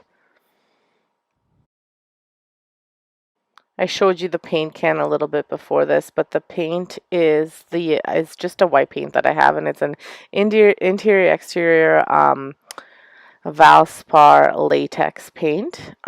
It's just white because we had it like hanging around, so I've been trying to use it up for various projects. But that's all I used. Now, when I attach the W and I paint over and I take my vinyl off, I notice that it's a little bit too small because the W, you know how it goes out, it is 8 inches wide, but it's not as big as I'd like it to be. So I go over and I freehand make it a little bit bigger. And you can see once I remove the vinyl from the W, I don't know why I painted the bottom as well, but I did. So now it looks kind of funny, but I'll just attach the eye there and then you can't even see it. This is what the great thing is about painting. You can always fix everything up. So I wasn't too concerned.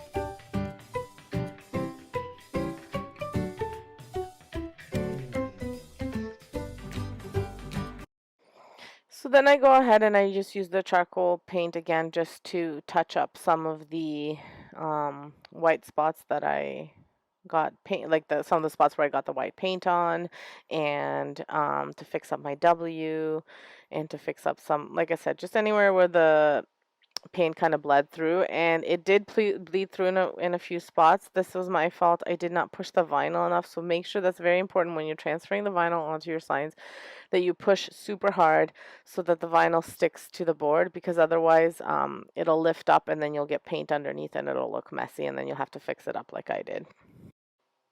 And here is the sign. I love the way it turned out. I think it looks great. It'll look awesome on my porch when I have the pops of color with my mums and my pumpkins.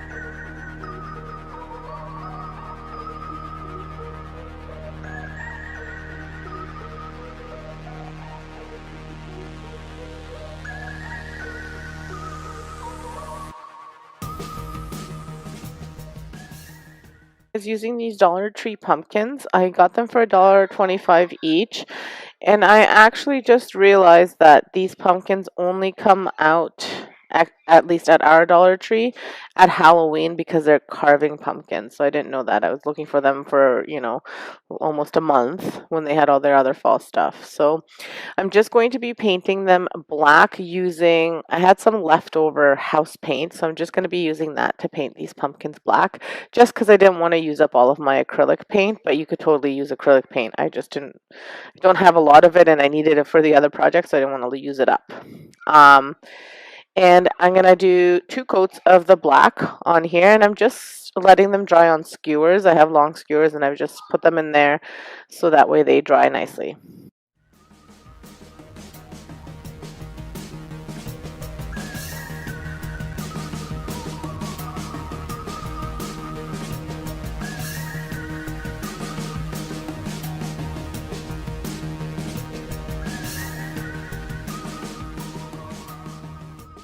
So after the 2 coats, you can see that I've taken the tops off. I'm now just going to stick them on. I was going to use hot glue to stick them on, but I'm going to use skewers. But before I do that, I'm using these chalk markers to write trick or treat. So trick on one or on the other and treat on the third one. Now I just measured, the pumpkins have like a crease down the middle, so I measured from each side how much I needed for my letters, and that's how I made sure that they would be kind of positioned or like the same width and same size. Positioning is easy because I decided to put them on skewers, so you can just turn them whichever way you need to make them even. And then I, on the other side, I wrote boo, so that depending on I'm not sure where I'm going to display them, so if I display them somewhere where you can see the back, then you can see boo and trick or treat, or depending on my mood or what I want to, sometimes I like to surprise my kids, so in the morning they'll wake up one day, it'll be trick or treat, the next day boo, and they'll find it amazing. And once everything was dry, including the chalk writing, I put them one on top of the other, and I saved one of the stems that I had taken off at the beginning of the video, and I painted it just white using that Rust-Oleum chalked linen white that you can see in the frame, and put everything together, and that was my pumpkin topiary. So really easy DIY and very cheap, cost me $3.75.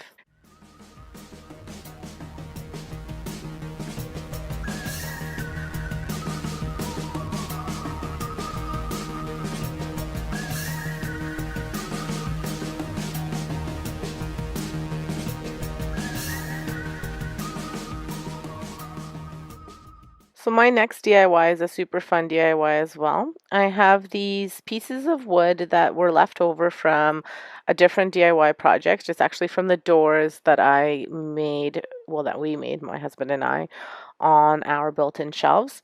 So I will be painting these doors, or sorry, these little pieces of wood out different colors, and I'm going to be making a little boo sign. Originally, I was going to do Happy Halloween, but because the sign was too big, I couldn't use that. So I just used these wooden letters from the Dollar Tree that just say boo. And I'm painting 2 of the boards white because I'm going to have a mummy, a Frankenstein, and a ghost. So for the mummy and the ghost, I'm painting them white using the Rust-Oleum chalked linen white. I must say this paint has gone a long way for me. I've had it for several projects, and I still have some. I painted 2 fireplaces, built-in shelves, um, a cabinet, a whole bunch of DIYs. This has gone a really long way. For the green, I'm just using just a green acrylic paint that I got at the Dollar Tree. I was using it for a different project, so it was perfect that I had it left over. And I'm painting this guy green and leaving those 2 guys white.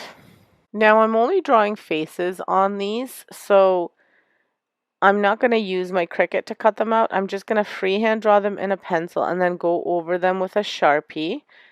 And I also go over them with a chalk marker for some of the white because I needed white and I didn't want to use full-on paint. I do wind up using paint for Frankenstein's hair just because it's a big chunk. of black to use, so I just used some of the acrylic paint I had left over. And you can make these faces however you want. This is how I envisioned them. I've seen these types of pictures on Pinterest quite a bit, so that was my inspiration. But again, a super easy, super quick DIY, and it cost me $3.75 because it only cost me those letters, so a cheap DIY too. I wound up connecting the boards as well so that I could make one solid sign, and I'll show you what I did there.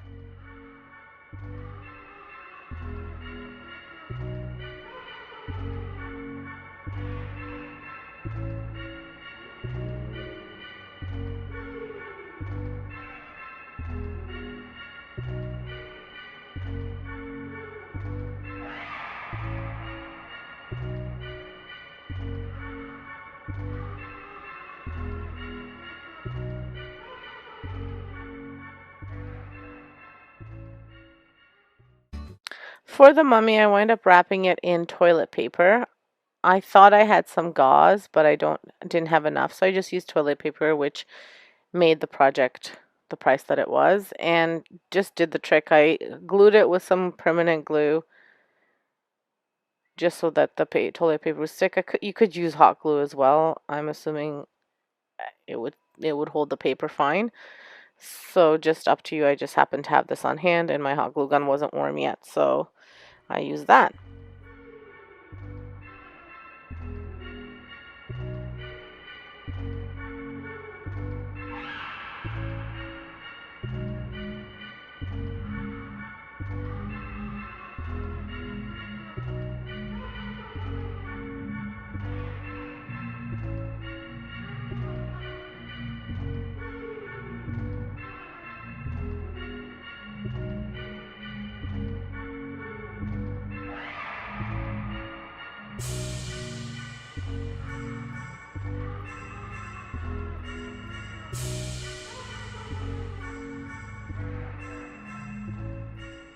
Once my sign part was done, then I go ahead and I paint the boo letters in the leftover acrylic back paint that I used for the design.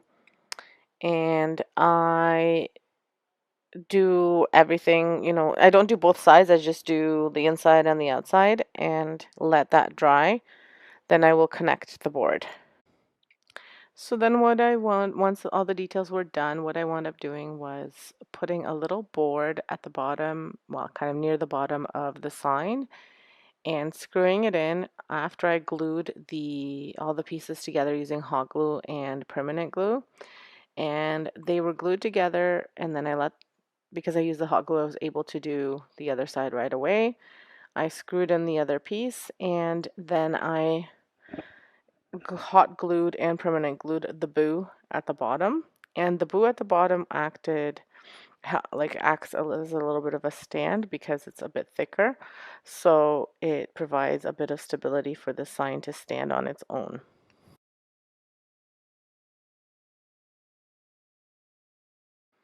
So I wound up removing this little piece and again putting it at the bottom and then putting another piece at the top, just to hold it together. And if you're not sure, the reason I'm doing the combination of both the hot glue and the E6000 is because then it'll provide that permanent hold right away. Well, it'll provide that hold right away, and then the permanent glue provides a permanent hold. So that way I can put the sign and don't have to worry about pressing it down with something to hold everything in place. So once I glue everything down, I just do a little bit of a touch-up using some white paint because some of the black from the boo brushed off onto the sign. It's just because it wasn't quite dry. I thought it was, but clearly it wasn't. So this project wasn't as quick as the other one, but still fairly quick and really easy to do and a lot of fun. I think this is such a cute little sign. So on to the next project. So for the next project, I'm making another little sign, but it's kind of more like a directional sign. I've seen tons of these on Pinterest, so I thought it would be really cute to make. I'm using just leftover scrap pieces of wood. So I was going to use this for different projects. I had a whole bunch of hot glue on here, so I'm just scraping it off with my X-Acto knife, and I'm going to be painting these little sticks as well as that little piece of wood in black.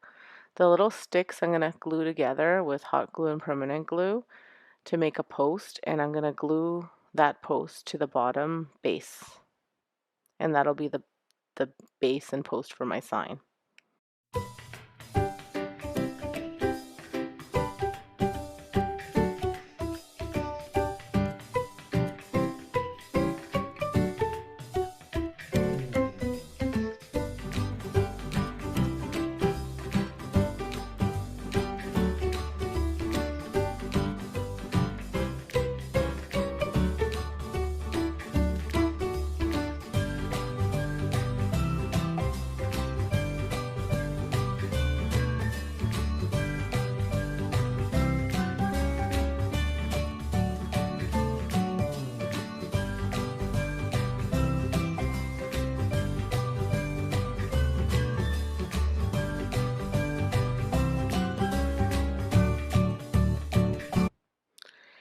For the parts that show which way to go and the directions, I'm going to be using these garden sticks from the Dollar Tree.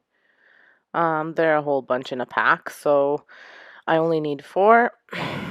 And I'm going to be painting them out. Now I was using just a mixture of colors. I used blue and green and black together, orange and black together, and green and black together. And then for that last piece, I added some white as well.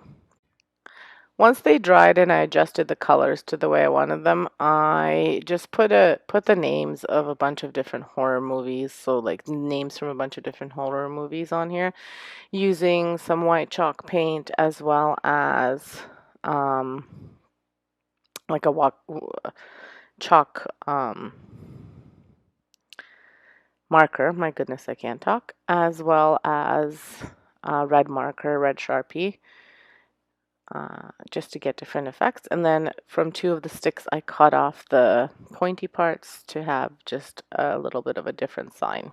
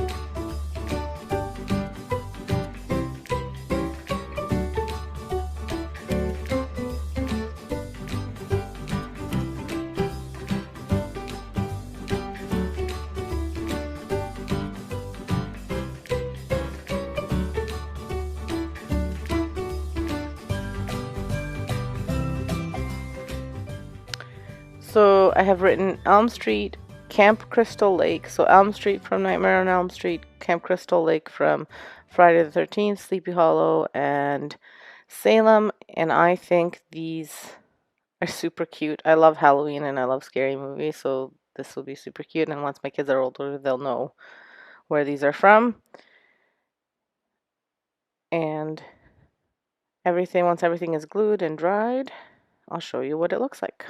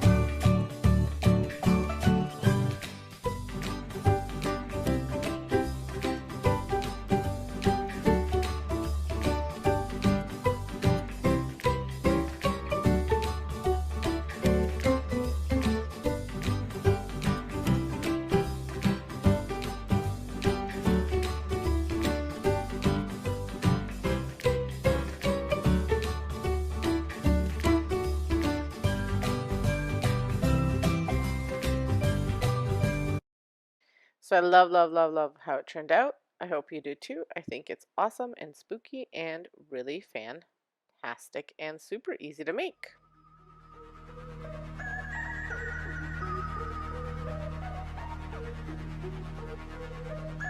I am going to be recreating this boo sign from the Dollar Tree.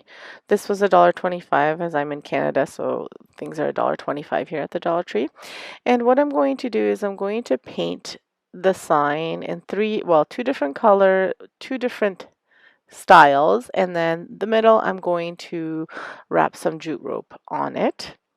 And I'll show you what I'm doing. So first I start off with painting the bee in this acrylic black. I'm not going to show you how the entire, like all the steps of painting, but I'm going to paint it black, and then the bottom I'm going to paint a silver color, and then I'll show you how I finish them off. So the black, I'm just making sure it covers, and same with the silver. You won't see me painting the last O silver and exclamation mark, but you'll see once I start to decorate them what I mean. So unfortunately, because I wasn't recording myself painting the silver, I also missed recording myself putting on the jute rope. So what I did is I used my glue gun and jute rope from the dollar store to wrap it around the O. So I just put one end down, put glue on, and then slowly wrapped all the way around until I got all of the pieces, all of the whole O covered. I then went ahead and I added some warm white, some champagne, as well as, no, sorry, cashmere, as well as some black, and I mixed those. Well, I didn't mix them, I put them all in the bowl, and then I just kind of went and dry brushed or lightly brushed the bee with those colors. I wanted it to look kind of like a Halloween, dark night, cloudy sky type of effect, and I think I achieved it. So you'll see the end result there. After I achieved the look of my bee, I moved on to the O, and for the O, I was trying to achieve a galvanized look, and so I used warm white, black, silver, a little bit of blue, and I just kind of kept on dabbing and dry brushing until I achieved the look I was going for. I can't tell you really what the steps are for me to achieve the color. I just kind of keep on going until I get what I was looking for. So I started off with the silver base, then I added black. I dabbed some black on it, then I dabbed a bit of the warm white. Then I didn't like the way it was looking, so I went back and I put some of the blue. And then I still didn't like it, so I went back, put the black, and I just kept on going until I achieved the look. And it really is up to you. I also wound up using a little bit of that cashmere too, because I wanted it to be kind of like galvanized, but kind of old galvanized steel, so if that makes any sense. If I found it to be too wet or too much of something, I also dabbed it off with a paper towel. And again, I just kept on doing it until I achieved the look I was looking for. Here you can see a mix. So what I did was I wound up mixing all those colors together. I had them separately in the bowl, and then I mixed them together, and I put that on, and I dabbed that onto the O. And then like I said, I still wasn't happy, so I added a bit more black, and then I added a little bit more white. So today's project was a quick project, but I think it turned out really nicely. You could add a bow to the top if you wanted and hang it up as a wall hanging, add it to a wreath. I will likely be using this in my tiered tray, just standing up on its own. I'm really, really, really happy with the way it turned out. I think it's a cute little sign. Again, it was quick, it was inexpensive to make, and it's something anyone could do.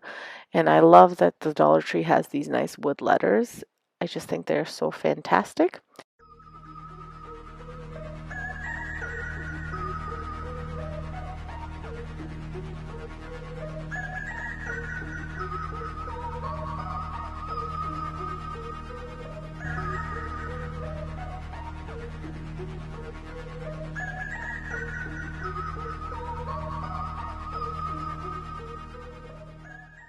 Creating a shadow box using this haunted house from the Dollar Tree and just a scrap cardboard box from actually a box of tomatoes. So to start off, I'm going to be painting the inside of the box orange. I have this orange acrylic paint that I bought at the Dollar Tree. It was the only one that they had, so that's the one that I'm using. So you can just see what the shade of orange is in there. And I'm just going to cover the box so that you can't see the cardboard on the inside. I thought I was going to do another coat of the orange, but after it dried, I liked the coverage, so I left it. Now you could totally do a darker orange if you had it. It's whatever you have on hand. Um, but this is what I had, and it it covered it fine. I do wind up using a bit of a baby wipe just to blend all of the colors together. Not a bit of a baby wipe. I use a baby wipe to blend the orange to the cardboard, as you can see that I'm doing here. After this dries, I go ahead and I deal with the outside of the box, and I use black paint for the outside of the box. But before I go ahead to paint that, I want to paint my haunted house, which I'm also painting black. And I'm just using a Dollar Tree acrylic black paint to do this. And I'm using the just a Dollar Tree brush to paint on the black paint. I only need to do one coat. It's easy coverage. It's a dark color and a light color, so super easy to do. Then for the sides of the box, I'm not doing the back of the box, but for the sides of the box, I'm using just leftover black house paint that we had on hand. That little sample there that you can see, it's a bare black paint, but it could be anything you wanted. I just didn't want to use up all of my acrylic paint because I'm running low.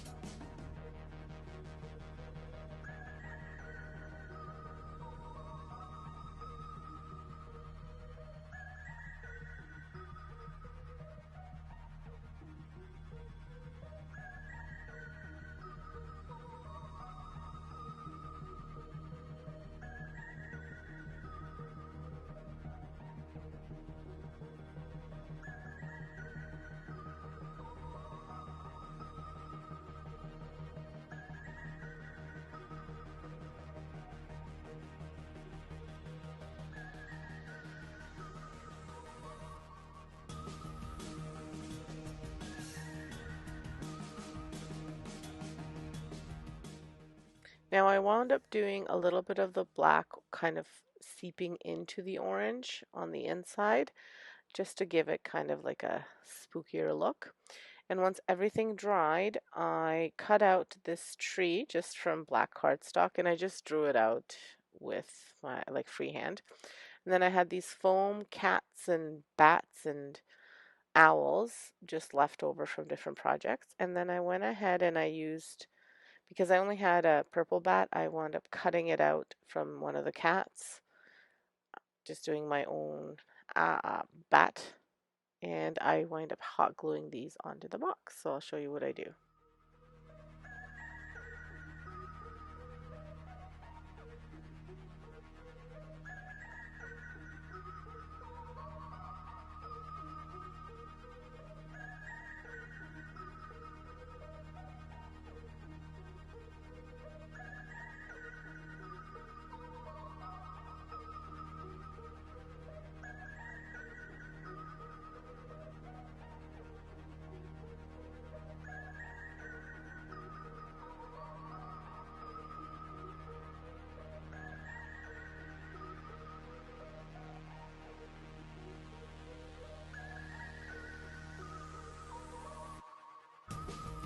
After those are cut out, I wind up just assembling the shadow box and seeing how I like it before I glue everything on. So this is what you should do before you glue things on as well, just to make sure that this is the look you're going for.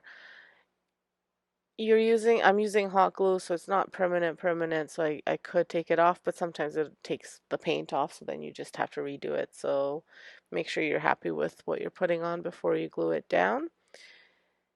After I've glued that down, I go ahead and I place some lights into the shadow box. These are the mini lights from Dollar Tree. They were $1.25. I'm in Canada, so everything's $1.25 with the copper wire.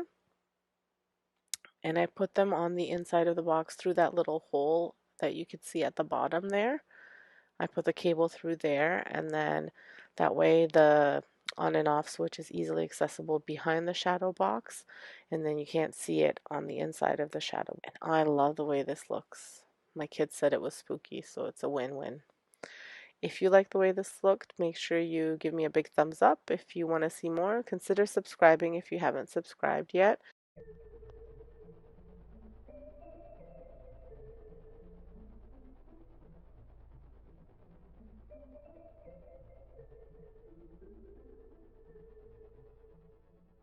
I'm going to show you how you can recreate the Dollar Tree carving pumpkins, the little orange ones, 3 different ways and super easy ways. So to start off, I got this fabric at Value Village. It's actually it's not fabric, it's a blanket, and I thought it would be perfect for one of these pumpkins. So what I'm going to do is I'm just going to take the stem off, and it's just attached. I think there's a little bit of hot glue, but it's a toothpick and it's just attached on a toothpick. And I'm going to carve out a little hole at the top so that I can tuck my fabric in. Hopefully that makes sense. So I'm just using an X-Acto knife, nothing spectacular. You could use any kind of knife that you have on hand, and just cut out a hole big enough that you can fit it in, but not too huge so it doesn't, so your fabric doesn't come out. Once you've carved the hole out, you can either push that back in or take it out. I didn't mean to push it in, but it kind of went in. But you can see the hole's not very big. It's just a little square diamond kind of shape. And then you want to measure out your fabric. I used 18 by 24 inches, and it seemed to be the perfect size to also have a stem made out of the fabric. You could do smaller, you could do bigger, totally up to you. I just wanted to do as much as I needed, but as little so I'm not wasting any of this blanket or fabric because I might use it for a pillow or something else. And then what you want to do is you're just going to, when you're measuring to see if it'll fit, you just want to see, okay, well, how big do I want it to tuck everything in? You could hot glue it on into little strips. I've done that before with burlap, but for this, this is the easiest thing you could do ever. You just cut off a big square of fabric and you just tuck everything in. Now, what I wound up just doing when you're tucking in, I wanted them to overlap, so I'm going to show you how I do that. Thank you. So you want to position your pumpkin in the middle of the square. And when you do that, then you want to take off any tags or anything like that. And I decided that I wanted to, um, just like I said, overlap them. So as I'm doing this, I notice there's a little piece kind of sticking out. So I'll have to go back and fix it. But that's the beauty of not gluing it. You can go back and fix it as many or as a few times as you want. If you want to pay attention to the pattern of the fabric, you can do that too. If you want the skull, like if you wanted the skulls a certain way, or something at the top versus not at the versus at the bottom. Totally up to you, but this is super easy. So you just tuck that in, and then for the last piece, I made it super tight, and then I also left. I will also leave a little bit out for the stem. So I'm trying to play around with it, and as you can see, I wasn't liking that little corner there. And that's what it is. You just have to kind of play around with it to the way you want it. So I wound up taking it out and pulling out the middle for the stem. Originally I was gonna use just like a stem from outside, but then I decided, wow, it would be really cool to use the fabric. So I'll show you how I did that. So after playing around with it and seeing what I would like best, then I decided, you know what, I'm just going to take it apart and try to leave a little bit of fabric, like I said, for the stem. And that's exactly what I did. So that 24 by 12 by 18 is more than enough to leave this. So the next pumpkin, I'm going to make it into a theme of A Nightmare Before Christmas. So another super easy DIY, I guess, for these pumpkins. So all I'm doing is I'm using some linen white from Rust-Oleum. It's a chalked paint, and I'm painting this pumpkin all around in white. I will wind up doing 2 coats just because some of the orange was seeping through. And once that dries, then I wind up just drawing a face. So I'll show you how I do that. So for the face, I just use a black Sharpie and I just use an image online just so I can kind of see how I'm going to draw that. So first I drew it with a pencil and then I went ahead and I traced it over with my black Sharpie. The reason I did it in pencil was obviously in case I make a mistake so that I can erase it easily. And then I just wind up coloring it in with a Sharpie. You could use paint, you could use your Cricut if you had one, or if you had stencils, you could do that. I just did this freehand just to show you how easy it is to make this. And it took me no time. I mean, the longest part of this craft was the drawing process. So here's what he looks like all finished, and I think he is super cute. It's good old Jack Skellington from Nightmare Before Christmas. So here he is, all completed. Super cute, super quick, and super fun and cheap. Little craft. If you don't have chalk paint, you could always use acrylic paint. I just didn't have any pure white acrylic paint.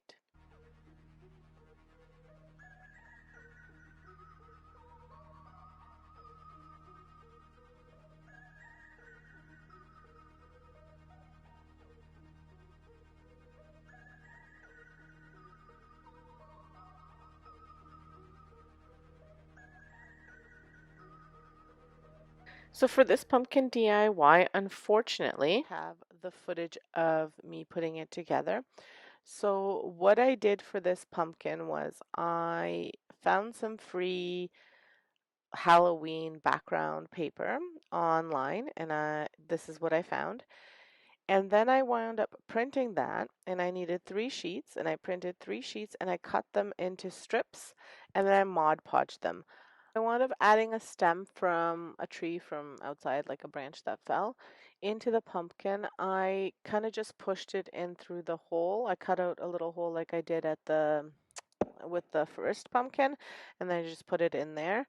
I made sure I made the hole a little bit smaller so it would fit tight, and here's what it looks like all finished. I think it's super cute.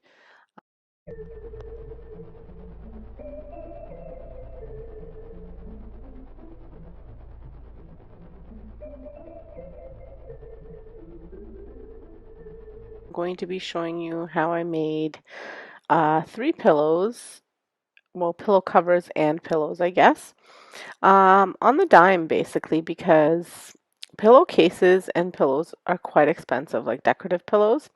So I'm going to be showing you how I created these wonderful, beautiful pillows using an old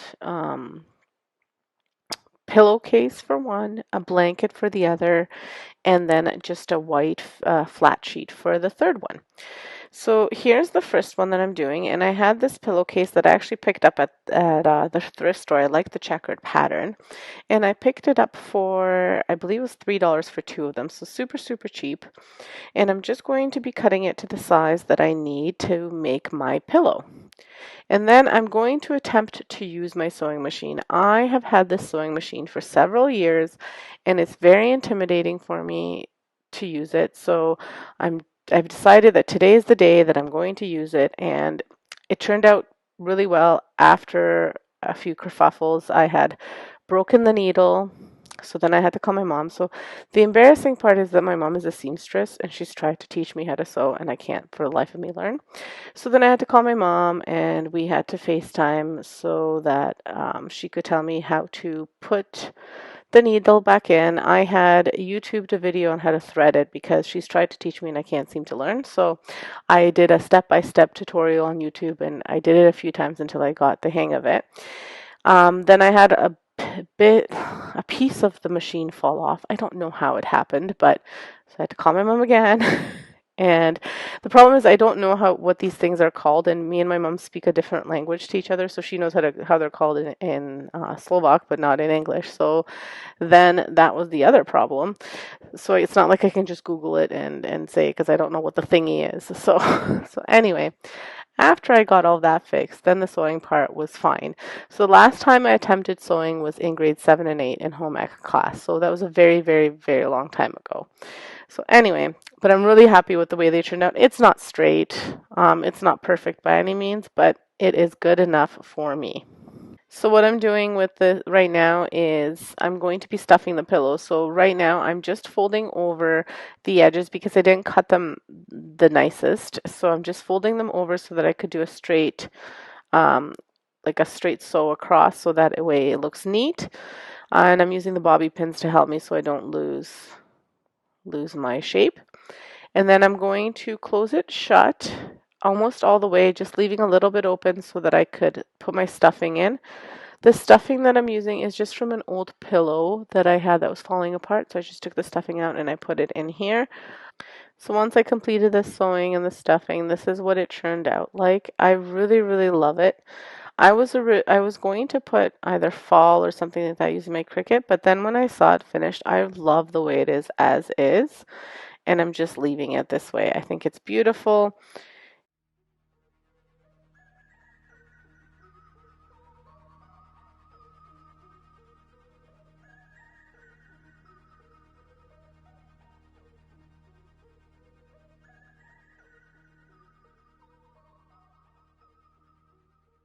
So for my next one, I'm just using this white fitted sheet. I had cut off a piece that was as big as the pillow that I needed, well, two pieces, and I'm going to sew all of the sides together. Now, from my last project, I remembered that you should sew inside out and then flip it over so that way the edges always look nice.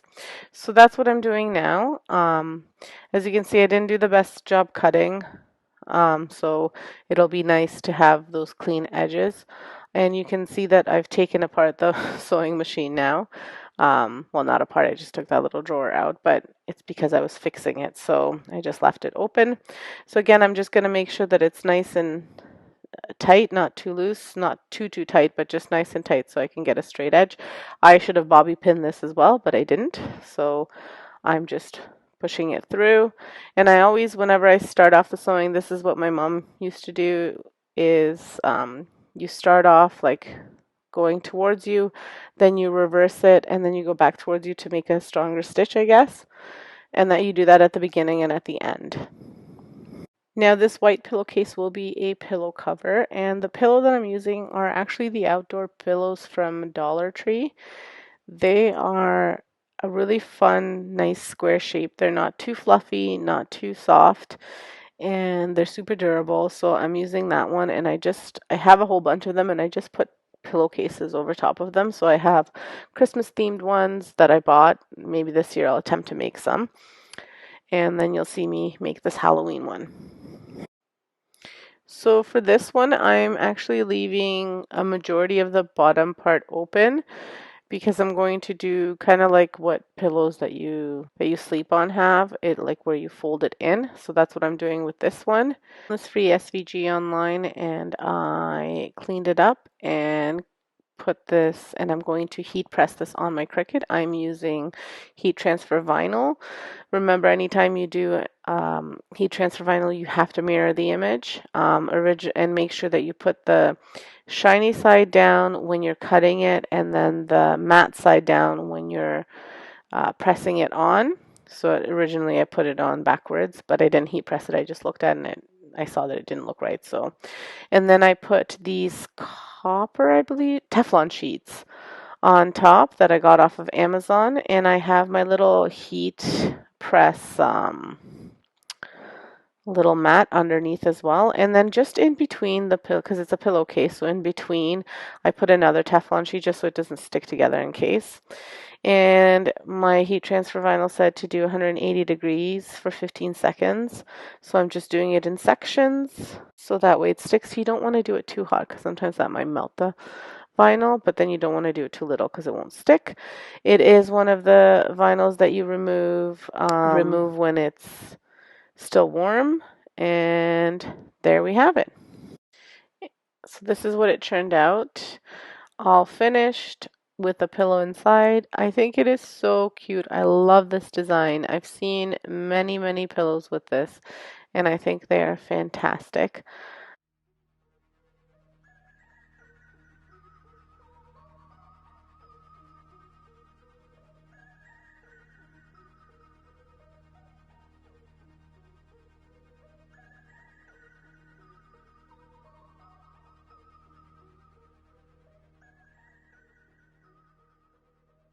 For my last pillow, I have this blanket that I bought at the thrift store.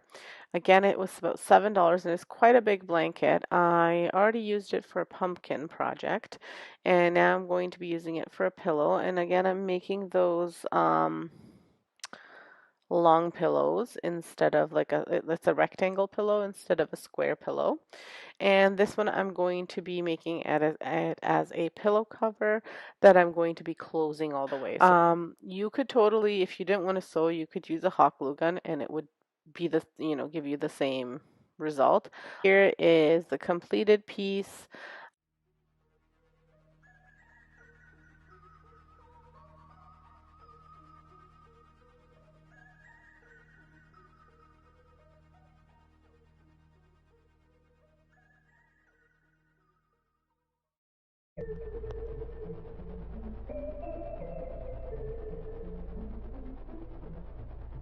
I'm doing a trash item that I'm upcycling. So I'm using this um, maple syrup container from Costco. It's a Kirkland maple syrup container. And I'm going to be just spray painting it this white color. I'm not going to record myself spray painting. But to start off with, I'm just doing a base coat of white spray paint. So after I spray paint it, I do decide that I need to add a little bit more white to it. So I'm using my Rust-Oleum chalked linen white paint to just go over the bottle with a coat of the white paint. And again, I'm doing all sorts of strokes. I'm not going in one direction because it is chalk paint and it is okay to have it go in all sorts of directions. And I'm doing this because it'll just give that like a little bit more depth to the paint. So, and that's the kind of look I was going for. So once I finish that, then I add a little bit of decor to it. So I'm making kind of like because to me, this bottle looks like an old milk can or something like that. So I am wanting to use it as a vase for a spooky, spooky Halloween flower. After my paint dries, I add a little bit of jute rope. Now this jute rope is just left over from a project that I had done and then redone because I wasn't happy with the way it looked. So this was a little piece left over. So I'm just going to be attaching it, well, hot gluing it to the top of the bottle. And it's just to give it a little bit more detail. So I just put the hot glue around like so, and I just wrap it around a few times. I didn't really measure or anything, it's just the piece that I had, and then I just attached it a couple times. I think it was about 4 times that it went around, and then that's it. I glued it down, and then I decided to add a little bit more to the vase. Originally I was going to just do white, but then after I finished it, I looked and I thought it needed a little bit more detail. So I am adding this black paint from Bear. It's just paint that I had left over from, I don't even know from what, on hand. And I'm just going to kind of give it like an enamel type of look. So I'm adding a little bit of black to different parts of the bottle or the vase, just to give it a bit more detail and that farmhousey look that I really, really like.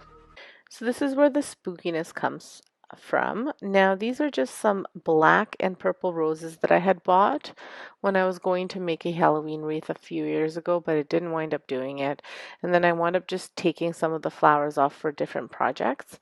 And I'm going to be adding some eyeballs to these flowers. These eyeballs are actually erasers, I believe.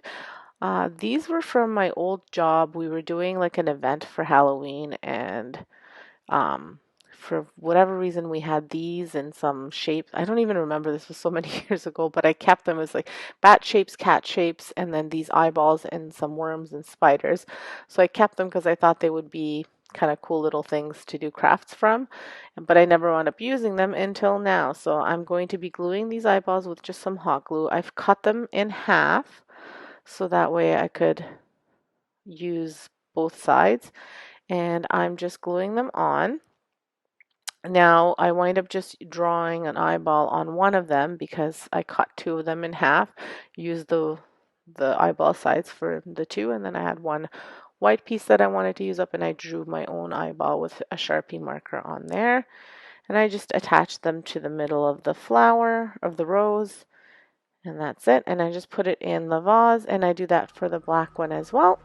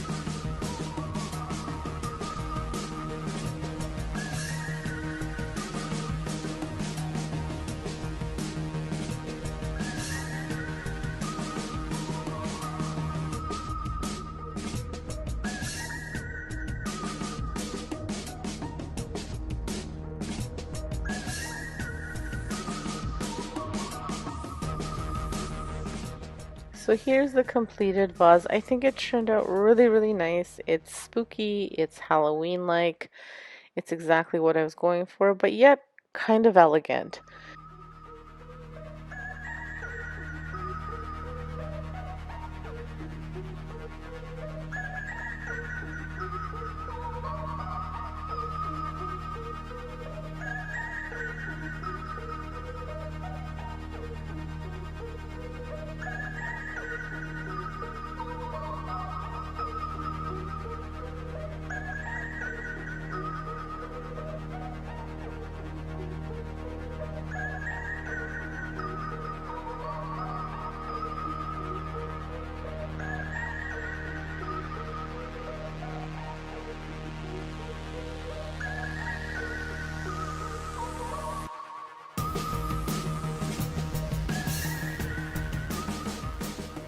So I'm going to start off with a witch's cauldron from the Dollar Tree.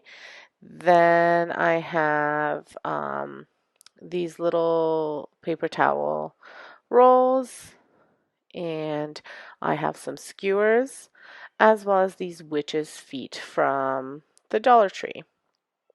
And then I will also use some floral foam and some moss. And that is it. It is going to be a super duper easy project to do. So I'm just cutting down the floral foam so I can fit it into the cauldron, so I can fit it nicely, and so I can put the skewers in there. So originally I thought I was just going to do it like that, and then I cut little pieces and I put them in between. You'll see me doing that a bit later. Then I have to cut off the top over here because I think the feet were just kind of hangers, like door hangers or something like that. So I'm going to cut this off, and of course I'm going to save it for later because I might use it for a different project. And I'm cutting as close as I can to the top so I can cut the little ring off. And then I thought maybe there would be holes in there, but there aren't. So I had to cut out holes as well. So I just cut off this piece in there, this little tool as well.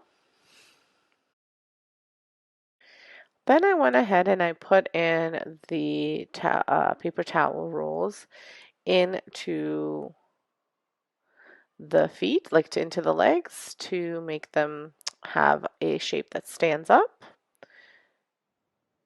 And I just put them in as far as it went and then rolled a little bit because the feet were a little bit longer than the roll itself. But I just wound up just putting it in so it has a nice finish.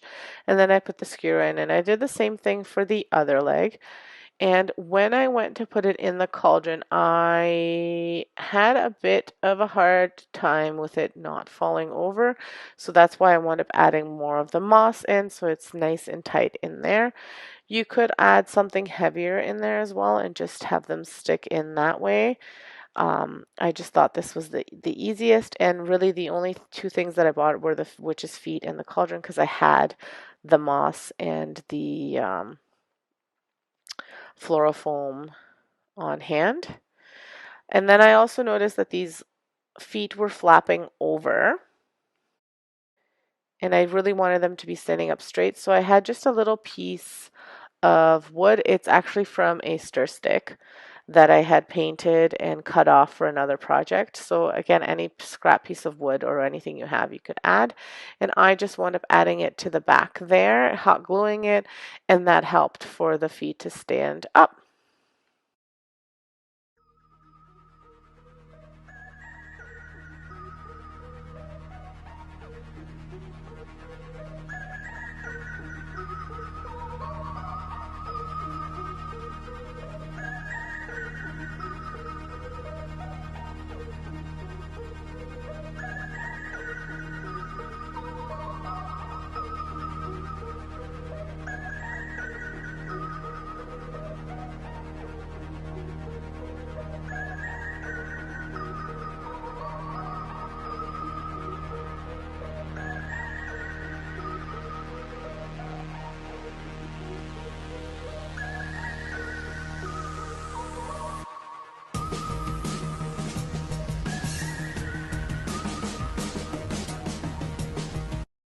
So you'll notice here that I'm just cutting the foam into little strips so I can fit it all nice and tight into the cauldron, and then I just add the moss. Now moss is messy, but the cauldron is a little bit higher than the moss, so it's not falling out. But if you wanted it to stick, I actually got a tip from one of my YouTube viewers, probably another YouTuber, I'm not sure, I can't remember, but she had said that sometimes hairspray works. I did try it with my other projects. It didn't stick it together that well. Now maybe I just needed a better hairspray, but it did help with some of the mess. So if you're thinking that it's too messy, spray some of that hairspray and it should do the trick. So here are the feet flapping over. So here's where I also add that little piece of wood. And again, I'm just using hot glue to glue it on to the back of the feet. And I wind up painting it all black so that way, I think I said it earlier in the video that it was painted black, but it wasn't. So I'm just going to color it in with a Sharpie in black just so that it matches the feet in case I ever want to move the cauldron a different way, or if I want to put it in a spot where you can see it from both sides, then this way it won't look so bad well, you won't even be able to tell that there's a little piece of wood there.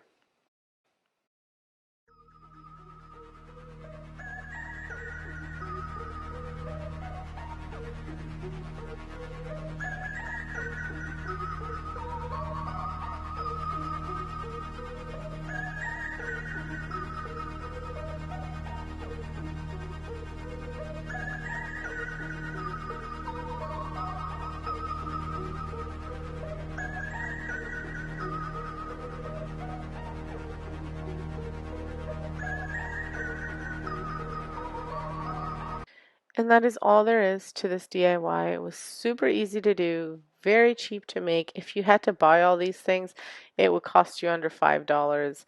And I've seen these a few times and they're quite expensive. So, but they're super cute. So here it is. Love it. I think it turned out great. And you made it to the end. Thank you so much for watching right to the end. Leave me a comment. Let me know what you think of these. Which one was your favorite? And thank you so much. Have a great day and subscribe if you haven't subscribed.